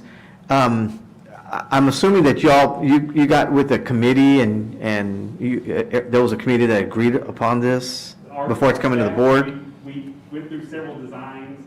We sent the design to Fred J. Miller. They kind of tweaked it. We had one complete design that we rolled out, and students didn't take to it too well. We were kind of skeptical. So we said, let's go back to the drawing board. They came back with this one, and everyone was on board. So to follow up on that, and to what your point is, committee and the process, but students, is this a pretty much a big, overwhelming success or, approval with the students? He's already saying, yeah, okay. Awesome. He's mad because he's wearing the old one. The main comment was that they like the way the lighter feels. Yeah. Because it's just a better material. It breathes real well. Any? Awesome. And when we showed Mr. Reyes, when we were showing the uniform to get his approval, see what he thought. We were kind of stopping by all the offices to show it off, and it was overwhelmingly accepted. We were very happy. Thank you. There are Madam questions, President? comments? Yeah. I move approval of the Harlingen High School South marching band uniform as presented. Second. In a second. How about a unanimous? There Is there a limit, or so the number of unanimous seconds there? We need to Three, consult we're there. our attorney here. Or maybe we could change it, have a unanimous motion. Oh, jeez. All those in favor, please signify so by saying aye. Aye. Any opposition? Motion carries. Congratulations. You look sharp. Great luck. Look sharp. Great. Mr. Reyes, thank you for not falling asleep, sir. You're amazing. Thank you very much. Thank you so much, and thank you for your patience. Thank you. Thank you for your excellence. State. That's great. At this time, we move in, please, to the Transforming Teaching and Learning Committee reports, led initially by Dr. Lisa Noyola. Thank you, Ms. Fleury, board members, senior administration, and audience. So at our Tuesday, May 4th, Transforming Teaching and Learning Committee meeting, it was really a meeting for celebration of the tremendous accomplishments.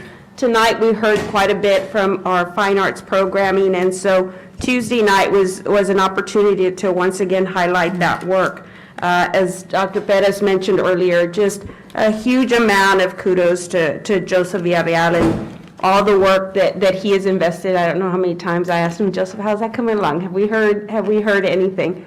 And so he is in big part deserves a lot of credit for continuing to for the original process, but really in just continuing to champion the work of our fine arts programming. So on Tuesday night, we started that presentation by having a remote visit from Ms. Jordan LaSalle, Vice President of Education at the John F. Kennedy Center for Performing Arts. And so she joined us via video conference to congratulate the board. We were fortunate enough to also receive a $10,000 check from the Kennedy Center, and so a tremendous opportunity to continue to enhance the work in our fine arts department. And so that was the first presentation.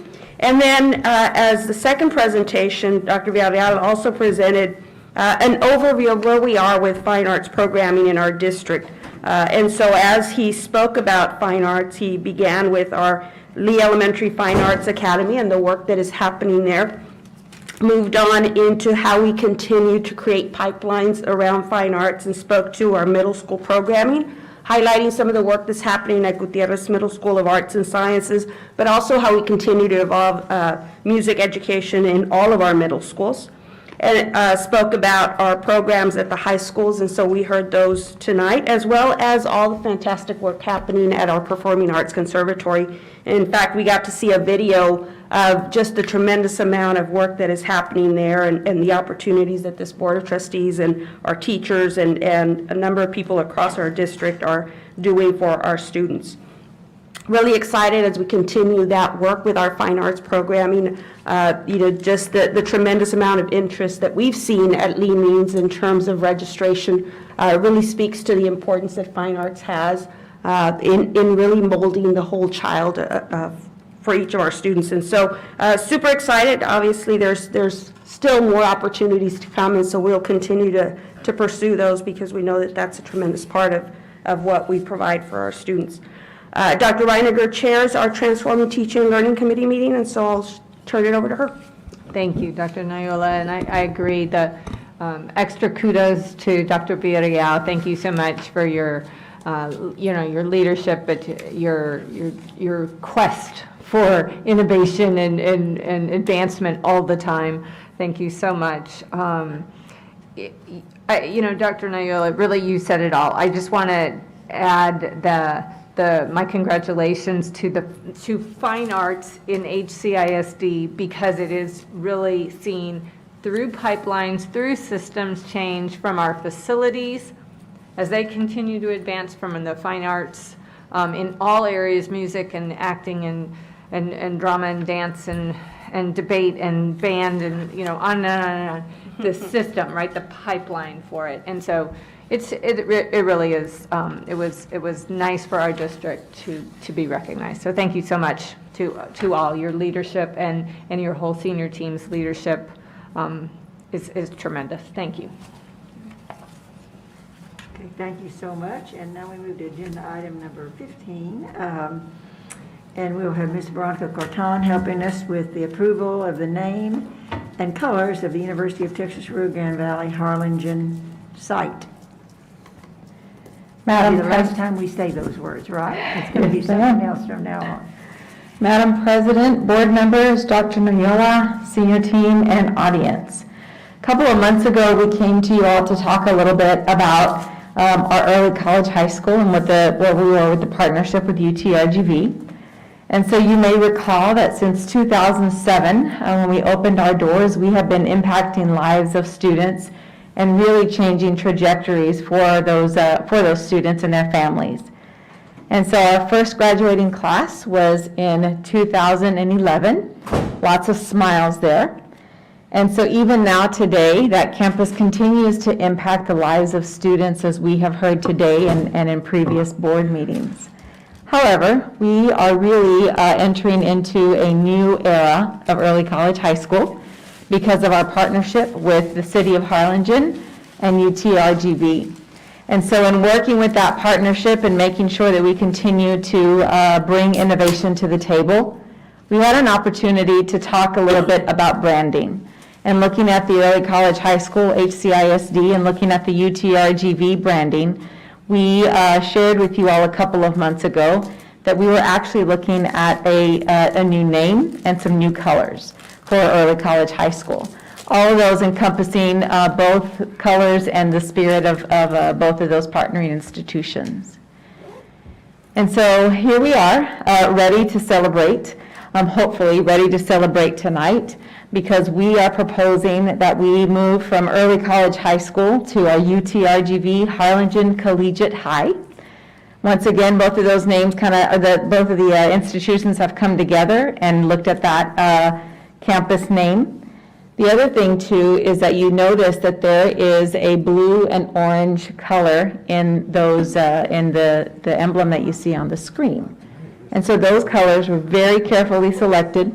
We in HCISD have our signature HCISD blue, but in working with our UTRGV partners, we needed to make sure that both colors, any colors that we were going to use, were going to fit within the policies and the protocols of the UT system. And so happy to let you know that we did look at that with our partners. UTRGV has been second to none in this partnership. They truly have been a partner, walking every single step with us. And so this evening, we are here to bring forward and to recommend a rebranding of early college high school to the UTRGV Harlingen Collegiate High, with those colors being blue and orange, as we noticed on the screen. Board, at this time, senior team and administration recommend the approval of the naming and the colors of our new early college high school site. Madam President, if you don't mind, I'd love to make the motion to approve the name and colors of the University of Texas Rio Grande Valley Harlingen site as presented. Second. Mr. Flowers, you second the motion? Yes, ma'am. Okay, Second. thank you. Thank you so much. Is there any discussion? All those in favor? Aye. Any opposition? Okay, motion carries. Thank you very Thank much. you. Thank you.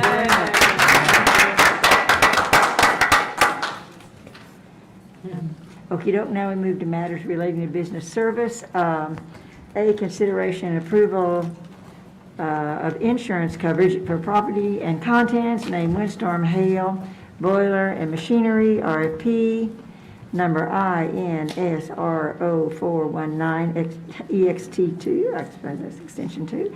Anyway, Julio, would you help us, please? Fleury, Dr. Noyola, board members. So agenda item 16 is renewal of a property insurance. This is the last year of a 3-year proposal subject to renewal and annual every year. So that's why that's a second extension. This is the last year we can renew. We did have an increase of about 20% in talking to our agents, Shepherd, Walton, and King. They're experiencing about 25% increases, industry-wide. We've had a couple of large claims, this year that, they've actually have paid us a little bit over $600,000. The renewal amount is for $968,623.01. We're recommending approval. Be glad to answer any questions the board might have. I have a question. Yes, sir. So they're saying the industry standards is 20 to 25% higher. Why do they say that? Part of it was the freeze last year, the hurricane, that we had, last year. So there've been some overall catastrophic events this past year. And our total claims were like 600,000? We submitted a couple of claims, that they have reimbursed us about $600,000. And what was our premium last year? $760,000. So our loss ratio is still not too bad. I mean. Yeah, no, we've actually, did experience those 2 large claims, but, I did talk to the agent and they said, look, sorry, we tried, but that's about the industry standard. Do we ever put this out for bids? We did 2 years ago. So, we do it every 3 years. So next year, we're going to bid it out. Okay, because I think 25% increase is pretty substantial. Yeah, but it's a good sized increase. You don't see that very often. Yeah. So, yeah, I hope next year we definitely put it out for bids. Yeah, we'll have to do that. Thank you very much. Are there other questions before we have a motion? Do you hear a motion? It's a high number. Do I hear a motion? I'll move approval of the insurance coverage for property and contents named windstorm, hail, and boiler and machinery, RFP INS RO 419 extension 2. I'll second the motion. Is there any further discussion? We do note Mr. Powers' discussion earlier. All those in favor, please signify so by saying aye. Aye. Any opposition? Motion carries. Thank you very much. Okay, and at this point now, we are moving to the Facilities and Safety Committee report. Mr. Oscar Tapia. Madam President Fleury, members of the board, Dr. Noel, and colleagues. On May 4th, we had a Facilities Committee meeting. The first item we discussed was an update on the Vernon Middle School choir band hall fire damage and the reconstruction we're doing. Overall, we're about 15% complete because the actual build-back work is on hold until we finish the second phase of asbestos abatement that we had to do with some materials that they found behind the water damage sheetrock that had some additional asbestos-containing materials that had to be abated and removed. Also, business office continues working with the insurance company to see what is going to be covered for loss for some of the equipment, resources, and music instruments that we had in the building. And then we moved on to the TRE projects. The Treasure Hills Elementary Phase 2 is about 70%. They are enclosing the buildings. They're starting to work inside, and it's moving at a very good pace. We're targeting to open it up for the first day of school for the office areas and some of the classroom areas. The entry vestibules demolition happened during spring break, but they already started to build back. They already did some work at Rodriguez, and now they're moving on to Dishman and Wilson. The early college high school is about 74%, and they're starting to do finish work inside with drywall and painting. They're enclosing the building with brick and the call wall panels outside. So they've made a lot of progress. Transition Academy, of course, we had the ribbon cutting there, about 99% complete because we're doing some minor punch list items. The landscaping work has been completed, and now the fencing work is starting. And that should be the last phase of the project as far as our portion. With that is fine arts. The outdoor structure is up. They're already starting to do some of the painting work, some of the bench work and tables, and some of the metal coping on the roof area and some painting there as well. Presented a couple of change orders for the one I mentioned at Vernon reconstruction and Treasure Hills Phase 2. that were presented at the meeting, and Mr. Julio Cavazos gave an update on the financial report, and followed, of course, by the adjournment of the meeting. So at this point, I'll turn it over to our Facilities Chair, Mr. Powers, for any additional information. I got one question. I'll back up a little bit. Julio, does our work at Vernon, does that come under the same policy we just renewed? Yes. So is that a new claim we're going to be filing? No, that's a claim that we filed, that we already got them reimbursed about $500,000. That's part of the $600,000 that we're collecting? Yes. So with the exception of that, we didn't have any significant claims? We had some other claim on some during the freeze. Yeah. There were some damages there that we received about $70,000. We're expecting to try and get maybe another $150,000 for that. But the majority of it's with the Vernon Absolutely. primarily, Right. 600,000. And there's some additional items we may submit for additional coverage at Vernon, the second phase of asbestos and building back the millwork of the shelving cabinets we tore out. We're getting a price on that, and we're going to submit that as well. So there may be some additional monies coming in. Well, I just want to comment on Vernon that I'm glad that Oscar, your group, is uncovering a lot of other things that, what we thought was just going to be water damage and smoke damage ended up being a little more extensive, and it sounds like the carrier is stepping up and doing their job. Let me just see. I think it's very impressive too, the school entry safety, the vestibules on the 3 schools that are finished are really impressive. If you didn't catch it at the meeting, they're top security, and it's really going to be nice when we get all of our schools over the years done, because it's a very worthwhile project.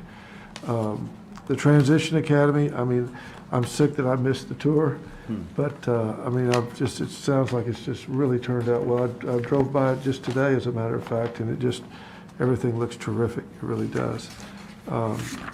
All in all, everything's going great. Treasure Hills, it's hard to believe we're almost through with phase 2. Seems like just the other day we were starting phase 1. And so it's just, you guys are doing great work, and sounds like the contractors are keeping their schedules, and so we're in good shape. Thank you for all you and your staff are doing. We appreciate it. Thank you very much, Mr. Powers and Mr. Tapia. At this time, we move to adjournment to close to executive session pursuant to Texas Government Code Sections 551.071, 551.072, 551.074, and 551.082, the Open Meetings Act, for the following purposes: to discuss recommendations regarding the extension of the employment of the renewal of educational and professional contracts for probationary term and other contract employment, 2021-2022. Discuss proposed termination of teacher probationary contract at the end of 2020 and 2021 school year. TM, discuss employment of teachers and other professional staff. At this time, we are in executive session. Convened into open session for action on matters discussed in executive session. Agenda item A, consider recommendations regarding the extension of the employment of the renewal of educators and professional contracts for probationary term and other employment for 2021-2022. What is the pleasure of the board? Madam President, I make a motion to accept recommendations regarding the extension of the employment of the renewal of educators and professional contracts for probationary term and other contract employment for 2021-2022, as discussed in executive session. Second the motion. Thank you. Is there any discussion? If not, we'll proceed to vote. All those in favor, please say aye. Aye. Is there any opposition? Motion carries. Thank you very much. Item B, consider and take possible action regarding proposed termination of teacher probationary contract at the end of the 2020-21 school year, TM. Do I hear a motion? I think you have a Oh, I'm language sorry. on this one, yeah. Yes. Do I hear a motion specifically recommending that in the best interest of the district, the board terminate the probationary contract employment of TM at the end of her current probationary contract period? Yes, Yeah. Madam President, Yes. I move that in the board's judgment, the best interest of the district will be served by terminating the probationary contract employment of TM at the end of her current contract period. And I further move that the board authorize the superintendent on its behalf, to provide the employee with timely written notice of the board's action as required by law. Thank you. Is there a second? Thank you. Is there any discussion? All those in favor of the motion, please indicate so by saying aye. Aye. Is there any opposition? The motion carries. Thank you. And item C, the employment of teachers, regarding the employment of teachers and other professional staff. Do I hear a motion? I move we take the recommendation of staff to the executive session. Second motion. Thank you very much. Is there any discussion? Bobby? If, all those in favor, please indicate so by saying aye. Aye. Is there any opposition? The motion carries and the meeting is adjourned. Thank you.